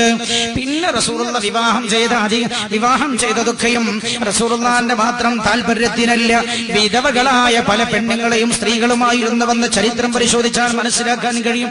അതുകൊണ്ട് തന്നെ വഫാത്താകുന്നവരെ റസൂലുള്ള വേറെ വിവാഹം ചെയ്തെങ്കിലും എന്തിനേറെ ചെറുപ്പക്കാരിയായിരുന്ന മഹാനായ സിദ്ദീഖ് റളിയല്ലാഹു അൻഹുവിന്റെ പ്രിയപ്പെട്ട മകളായിരുന്ന ആയിഷ ബീവി റളിയല്ലാഹു അൻഹ ചെറുപ്പക്കാരിയ റസൂലുള്ള കല്യാണം കഴിച്ച ആകെയുള്ള ഒരു കന്യക ആയിഷയാണല്ലോ റളിയല്ലാഹു അൻഹ. ആ ആയിഷ ബീവി തന്റെ അടുത്തുണ്ടായിരിക്കുമ്പോ പോലും അല്ലാഹുവിന്റെ ഹബീബ് ഖദീജ ബീവിയെ കുറിച്ച് പറയുമ്പോ കരയാറുണ്ടായിരുന്നു. ഖദീജയുടെ ആരുടെയെങ്കിലും ശബ്ദം കേട്ടാ അതെന്റെ ഖദീജയുടെ ശബ്ദമാണല്ലോ. ഉടനെ കണ്ണിൽ കണ്ണുനീര് വരും. വീട്ടിൽ വല്ല വിഭവവും ഉണ്ടാക്കിയാൽ ഉടനെ റസൂലുള്ളാഹിക്ക് ഓർമ്മ വരും. വീട്ടിൽ വല്ല വിഭവവും ഉണ്ടാക്കിയാൽ, വല്ല ഭക്ഷണവും വന്നാ ഓർമ്മ വരും. ഉടനെ ഖദീജനെ പഠിച്ചോനെ, എന്റെ ഖദീജ ഷൈബ് അബീ താലിബ് ഒരു ഭക്ഷണവും കിട്ടാതെ രോഗം പിടിച്ചു മരിച്ചതാണല്ലോ. ഉടനെ റസൂലുള്ളാഹിന്റെ കണ്ണ് നിറയും. വീട്ടിലുള്ള വൃത്യരെ അല്ലെങ്കിൽ സേവകരെ വിളിച്ചിട്ട് അതിന്റെ ഭക്ഷണത്തിന്റെ ചില ഭാഗങ്ങളൊക്കെ എടുത്തിട്ട് പറയും, എന്റെ ഖദീജ കൊടുക്കാൻ ഇവിടെ ഇല്ലല്ലോ, എന്റെ ഖദീജാന്റെ കൂട്ടുകാരികൾക്ക് കൊണ്ടുപോയി കൊടുക്കണേ. അതിന്റെ കൂട്ടുകാരികളുടെ മനസ്സിന്റെ സന്തോഷം എന്റെ ഖദീജയുടെ ഖബറിന്റെ സന്തോഷമായി മാറട്ടെ എന്ന് വിചാരിച്ചിരുന്ന നബി എന്ന് പറഞ്ഞിരുന്ന നബിയുനാ മുഹമ്മദ് മുസ്തഫ സല്ലല്ലാഹു അലൈഹി വസല്ലം. എമ്പാടും പറയാനുണ്ട്, സമയം അതിക്രമിച്ചതുകൊണ്ട് ഞാൻ അവസാനിപ്പിക്കുകയാണ്. വിഷയം തീർന്നതാണെന്ന് മനസ്സിലാക്കേണ്ട, പഠന വിധേയമാക്കേണ്ട വിഷയമാണ് ഖദീജ, മഹിളകൾക്കൊരു മാതൃക എന്ന വിഷയം. മഹാനായ ഒരിക്കൽ ഖദീജ ബീവിയുടെ സഹോദരിയായ ഹാല എന്ന് പറയുന്ന സ്വഹാബിയത്തായ വനിത പറയുകയാണ്, അൻഹാല ബിൻതു ഖുവൈലിദ് ഇസ്തഅദൻതു നബിയ സല്ലല്ലാഹു അലൈഹി വസല്ലം. ഖദീജ ബീവിയുടെ വഫാത്തിന് ശേഷം ഹാല ഖദീജ ബീവിയുടെ സഹോദരി റസൂലുള്ളാഹിന്റെ വീട്ടിലേക്ക് വരികയാണ്. എന്തിന്? ജേഷ്ഠത്തിയുടെ ഭർത്താവിനെ ഒന്ന് സന്ദർശിക്കാൻ വരികയാണ്. ഖദീജ മരിച്ചുപോയതിന് ശേഷം അങ്ങനെ വന്നില്ല. അങ്ങനെ ഖദീജ ഹാല വന്നിട്ട് റസൂലുള്ളാഹിനോട് കിടക്കട്ടെ എന്ന് സമ്മതം ചോദിച്ചു. വീട്ടിൽ നിന്ന് വീട്ടിൽ വന്നിട്ട് പ്രവേശനാനുവാദം ചോദിച്ചപ്പോ ചോദിച്ചു ആരാണ്? അപ്പൊ പറഞ്ഞു ഹാല. സമ്മതം ചോദിച്ചപാടെ പറഞ്ഞു എന്റെ ഖദീജയുടെ ശബ്ദം കേൾക്കുന്നല്ലോ ഞാൻ. ഫതദക്കറ ഇസ്തിഅദാന ഖദീജ. ഖദീജ ബീവിയുടെ സഹോദരി വന്നിട്ട് സമ്മതം ചോദിച്ചപ്പോ സഹോദരിക്കും ഖദീജാന്റെ ശബ്ദവുമായി താരതമ്യമുണ്ട്, സാമ്യമുണ്ട്. ഹാലയുടെ ശബ്ദം അങ്ങ് കേട്ടപാടെ ആയിഷ ബീവിയുടെ വീട്ടിലെ റസൂലുള്ളാഹി ഉള്ളത് ചാടി അങ്ങ് എഴുന്നേറ്റ് മുത്തുനബി. എന്നിട്ട് പറഞ്ഞു, എന്നിട്ട് ഹാലയോട് റസൂലുള്ളാഹി സംസാരിക്കുകയാണ്. എന്തേ? ഖദീജ സംസാരിക്കുന്ന പോലെ അക്കാലങ്ങനെ ഓർത്തിട്ട് ഹാലയോട് സംസാരിച്ചു. അല്ലാഹുമ്മ ഹാല, എന്റെ ഹാലയോ എന്റെ ഖദീജാന്റെ അനുജത്തിയോ? റസൂലുള്ളാഹി ചാടി എഴുന്നേൽക്കുകയാണ്. ആ സമയം ഹാലയോട് സംസാരിച്ചത് ആയിഷ ബീവി കാണുന്നുണ്ട്. ആയിഷ ബീവി പറയുകയാണ് ഫഖിർതു, എനിക്ക് ദേഷ്യം വന്നു. റസൂലുള്ളാഹി അങ്ങനെ ഹാലനോട് സംസാരിക്കണം കണ്ടപ്പോ ദേഷ്യം വന്നു. അപ്പൊ ഞാൻ റസൂലുള്ളാഹിനോട് ചോദിച്ചു, ഖുറൈശികളിലെ ഒരു വൃദ്ധയായ പെണ്ണിനെ എന്തിനാ നിങ്ങൾ ഇങ്ങനെ ഓർത്തിട്ട് കരയണത്? റസൂലുള്ളാഹിനോട് ചോദിക്കാണ് ആയിഷ ബീവി. ഒരു പെണ്ണിന്റെ സ്വഭാവമാണത്. ഒരു പെണ്ണിന് മുമ്പിൽ മറ്റൊരു പെണ്ണിനെ കുറിച്ച് ഇങ്ങനെ പറയുമ്പോൾ സ്വാഭാവികമായും പെണ്ണിന്റെ പ്രകൃതത്തിലുണ്ടാകുന്ന മറുപടിയാണത്. ആയിഷ ബീവി മോശമായതുകൊണ്ടല്ല. ആയിഷ ബീവി പറയാൻ ഞാൻ റസൂലുള്ളാഹിനോട് പറഞ്ഞു, ഖുറൈശികളുടെ ഒരു വൃദ്ധയെ കുറിച്ച് ഓർത്തിട്ട് എന്തിനാ നിങ്ങൾ ഇങ്ങനെ കരയണത്? കവിള് ഒട്ടിപ്പിടിച്ചു പോയ ഒരാൾ ഓർത്തിട്ട് എന്തിന് നിങ്ങൾക്കറിയണം?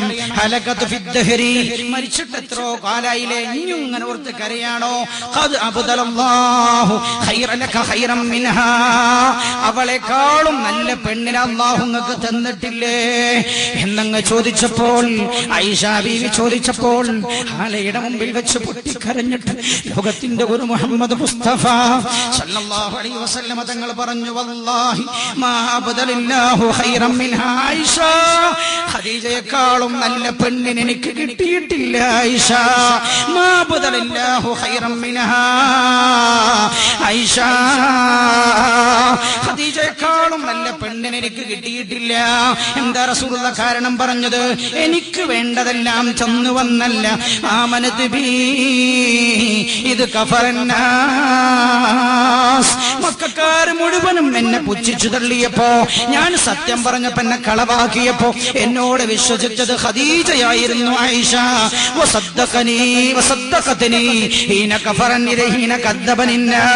ജനങ്ങൾ മുഴുവൻ എന്നെ തളവാക്കി തള്ളിയപ്പോ എന്നെ വിശ്വസിച്ച് എന്നിൽ വിശ്വാസമർപ്പിച്ചത് ഖദീജയായിരുന്നു ആയിഷ. ഇത് ഹറമിനാസ്, ഞാൻ പാവമായി പച്ച ദരിദ്രനായി നടക്കുന്ന സമയം തന്റെ സ്വത്ത് മുഴുവൻ എനിക്ക് തന്ന ആളാണ് ഖദീജ. ഇസ്ലാമിന് സഹായമാകാൻ വേണ്ടി വറസഖനില്ലാഹു വലദഹാ ഇത് ഹറമനി ഔലാദൻ നിസാ, മറ്റു ഭാര്യമാരിൽ നിന്ന് എനിക്ക് മക്കളെ അല്ലാഹു തടഞ്ഞു വെച്ചപ്പോ എനിക്ക് മക്കളുണ്ടായത് എന്റെ ഖദീജയിൽ നിന്നാണ് ആയിഷ. അതുകൊണ്ട് ആയിഷ ഖദീജയോട് സമാനമാകുന്ന ഭാര്യ എനിക്കില്ലെന്ന് നബിയുനാ മുഹമ്മദ് മുസ്തഫ. എന്തെങ്കിലും ഒരു ശബ്ദം കേട്ട ഖദീജ ബീവിയുടെ ശബ്ദത്തോട് അതിനൊരു ചെറിയ സാമ്യം ഉണ്ടായാൽ മതി, ഉടനെ റസൂലുള്ളാഹി ഖദീജ ബീവിയെ ഓർത്തിട്ട് കണ്ണുനീർ വാർക്കാറുണ്ടായിരുന്നു. മറ്റൊരിക്കൽ മഹാനായ നബിയുനാ റസൂലുള്ളാഹി സല്ലമ തങ്ങളുടെ വീട്ടിലേക്ക് ഒരു പ്രായമായ വൃദ്ധയായ പെണ്ണ് കയറി വരികയാണ്. നല്ലപോലെ ശ്രദ്ധിക്കണം, എന്തായിരുന്നു ആ ബന്ധം? ഭാര്യ ഭർത്താക്കൾ തമ്മിലുള്ള ബന്ധം മാനസികമായി കെട്ടുപിണഞ്ഞു കിടന്നിരുന്നത് എങ്ങനെയായിരുന്നു? ചിന്തിക്കൂ നിങ്ങൾ, എങ്ങനെയായിരുന്നു കെട്ടുപിണഞ്ഞു കിടന്നിരുന്നത്? ഒരിക്കൽ പ്രായമുള്ള വൃദ്ധയായ പെണ്ണ് കയറി വന്നു. റസൂലുള്ളാഹി ചോദിച്ചു, നീ ആരാണ്? അപ്പൊ പറഞ്ഞു, റസൂലുള്ളാഹി മറന്നുപോയിട്ടുണ്ട്. കാരണം എന്താ? ഖദീജ ബീവി ഉണ്ടാകാറുള്ള ഖദീജ ബീവി ഉള്ള സമയത്ത് വീട്ടിലേക്ക് വരുന്ന പെണ്ണായിരുന്നു. ഒരുപാട് വർഷമായി പിന്നെ ഇതിനങ്ങോട്ട് വന്നിട്ടില്ല, ആളാകെ മാറിയിട്ടുണ്ട്, വൃദ്ധയായിട്ടുണ്ട്. അപ്പൊ പറഞ്ഞു, അന ജുസ്സാമ, റസൂലേ നിങ്ങൾക്ക് ഓർമ്മയില്ല, ഞാൻ ജുസ്സാമത്തുൽ മുസ്നിയ, മുസ്നി ഗോത്രക്കാരിയായ ജുസ്സാമയാണ് ഞാൻ. ഉടൻ റസൂലുള്ളാഹി പറഞ്ഞു, ജുസ്സാമയല്ല ഹസ്സാന, ജുസാമ എന്ന പേര് നല്ലതല്ലാത്തത് കൊണ്ട് അവിടെ തന്നെ റസൂലുള്ള മാറ്റി പേര് ഹസ്സാനത്തുൽ മുസ്നിയ. അല്ലോ, എന്റെ ഖദീജാന്റെ ഹസ്സാനയോ, എന്റെ ഖദീജാന്റെ ഹസ്സാനയോ. റസൂലുള്ള അങ്ങ് ഇരിക്കുന്നിടത്ത് നിന്ന് എഴുന്നേറ്റിട്ട് ചോദിച്ചു, എന്താ ബന്ധം എന്ന് ചിന്തിച്ചു നിങ്ങള്? ഖദീജ ബീവിയും ഈ ഹസ്സാനയും തമ്മിൽ എന്തായിരുന്നു ബന്ധം? റസൂലുള്ള കുറെ നേരം സംസാരിക്കുന്നു ഈ പെണ്ണിനോട്. കൈഫ അൻതും കൈഫ ഹാലുക്കും, പ്രയോഗം തന്നെ അങ്ങനെ. കൈഫ അൻതീനല്ല, കൈഫ ഹാലുക്കും, എന്തൊക്കെ നിങ്ങളെ വർത്താനം. വല്ലാതെ ബഹുമാനം ഉണ്ടാകുമ്പോൾ അങ്ങനെ ചോദിക്കാം. കൈഫ ഹാലുക്കും കൈഫ അൻതും കൈഫ അൻകുന്തും ബഅദനാ, ഇതൊക്കെ അങ്ങനെ ചോദിച്ചു. കുറെ നേരം സംസാരിച്ച പെണ്ണങ്ങ് പിരിഞ്ഞു പോയപ്പോ ആയിഷ ബീവി ചോദിച്ചു, നബിയെ, ഈ ഒരു കിളവിയോട് സംസാരിക്കാനാ അങ്ങിത്ര വിലമതിക്കാനാവാത്ത സമയം ചെലവഴിച്ചത്? എത്ര നേരം അങ്ങ് സംസാരിച്ചത്? വേണമെങ്കിൽ എന്തെങ്കിലും ഒന്നങ്ങ് പറഞ്ഞു വിട്ടാ പോരെ? ഉടനെ ഹബീബായ നബിയുനാ റസൂലുള്ളാഹി സല്ലല്ലാഹു അലൈഹി വസല്ലം തങ്ങളുടെ കണ്ണ് നിറഞ്ഞു. റസൂലുള്ള പറഞ്ഞു, ആയിഷ ആരാന്നറിയോ? എന്റെ ഖദീജ ഉണ്ടാവുന്ന സമയത്ത് വീട്ടിലേക്ക് വരാറുണ്ടായിരുന്ന പെണ്ണായിരുന്നു. എന്റെ ഖദീജ എന്തെങ്കിലുമൊക്കെ അങ്ങനെ കൊടുക്കും, പാവങ്ങൾ വരുമ്പോ അപ്പൊ എന്തെങ്കിലുമൊക്കെ കിട്ടും കരുതി വരാറുള്ള പെണ്ണായിരുന്നു. ആ പെണ്ണിങ്ങനെ വന്നപ്പോ എന്റെ ഖദീജ വീട്ടിലിരിക്കുന്നത് ഞാൻ ഓർത്തുപോയി. അവരുടെ കയ്യിലേക്ക് നാണയത്തുട്ടുകൾ വെച്ചു കൊടുക്കാൻ എന്റെ ഖദീജ ഇല്ലല്ലോ എന്നത് എന്നെ വല്ലാതെ വേദനിപ്പിച്ചു ആയിഷ എന്ന് ആയിഷ ബീവിയോട് റസൂലുള്ള പറഞ്ഞു. അപ്പ ആയിഷ ബീവി റളിയല്ലാഹു അൻഹ നബിയോട് വീണ്ടും ചോദിച്ചു, നബിയെ, അങ്ങനെ ഒരു വൃഥയെ ഓർത്തിട്ട് അങ്ങെന്തിനാ കരയുന്നത് നബിയെ? ഇതങ്ങ് കേട്ടപ്പോ റസൂലുള്ളാഹിന്റെ മുഖത്ത് കോപാഗ്നി ആളിക്കത്തി. ആയിഷ ബീവി പറയാ, അങ്ങനെ റസൂലുള്ള ദേഷ്യം പിടിക്കുന്നത് ഞാൻ കണ്ടിട്ടില്ല. പിന്നെ ഹബീബായ റസൂലുള്ള ആയിഷ ബീവിയുടെ വീട്ടിലേക്ക് ദിവസങ്ങളോളം വന്നില്ല. ഖദീജ മഹിളകൾക്കൊരു മാതൃക വഴികാട്ടിയ, മുസ്ലിം ലോകത്തിന് മുഴുവൻ വഴികാട്ടിയ, 21-ാം നൂറ്റാണ്ടിന്റെ അന്ധകാരം കട്ടപിടിച്ച നൂറ്റാണ്ടിൽ വെളിച്ചമാണ് ഖദീജ. അല്ലാഹു ആ ജീവിതത്തിലേക്ക്, ആ ജീവിതം ഉൾക്കൊണ്ട് നടന്നെടുക്കാൻ നമുക്കൊക്കെ അല്ലാഹു തൗഫീഖ് ചെയ്യട്ടെ. മുഴുവൻ ഭാര്യ ഭർത്താക്കന്മാർക്കും അല്ലാഹു തൗഫീഖ് ചെയ്യട്ടെ. മുഴുവൻ സഹോദരിമാർക്കും അല്ലാഹു തൗഫീഖ് ചെയ്യട്ടെ. സല്ലല്ലാഹു അലാ മുഹമ്മദ് സല്ലല്ലാഹു അലൈഹി വസല്ലം وعلى محمد صلى الله عليه وسلم. اللهم صل على محمد عليه وسلم.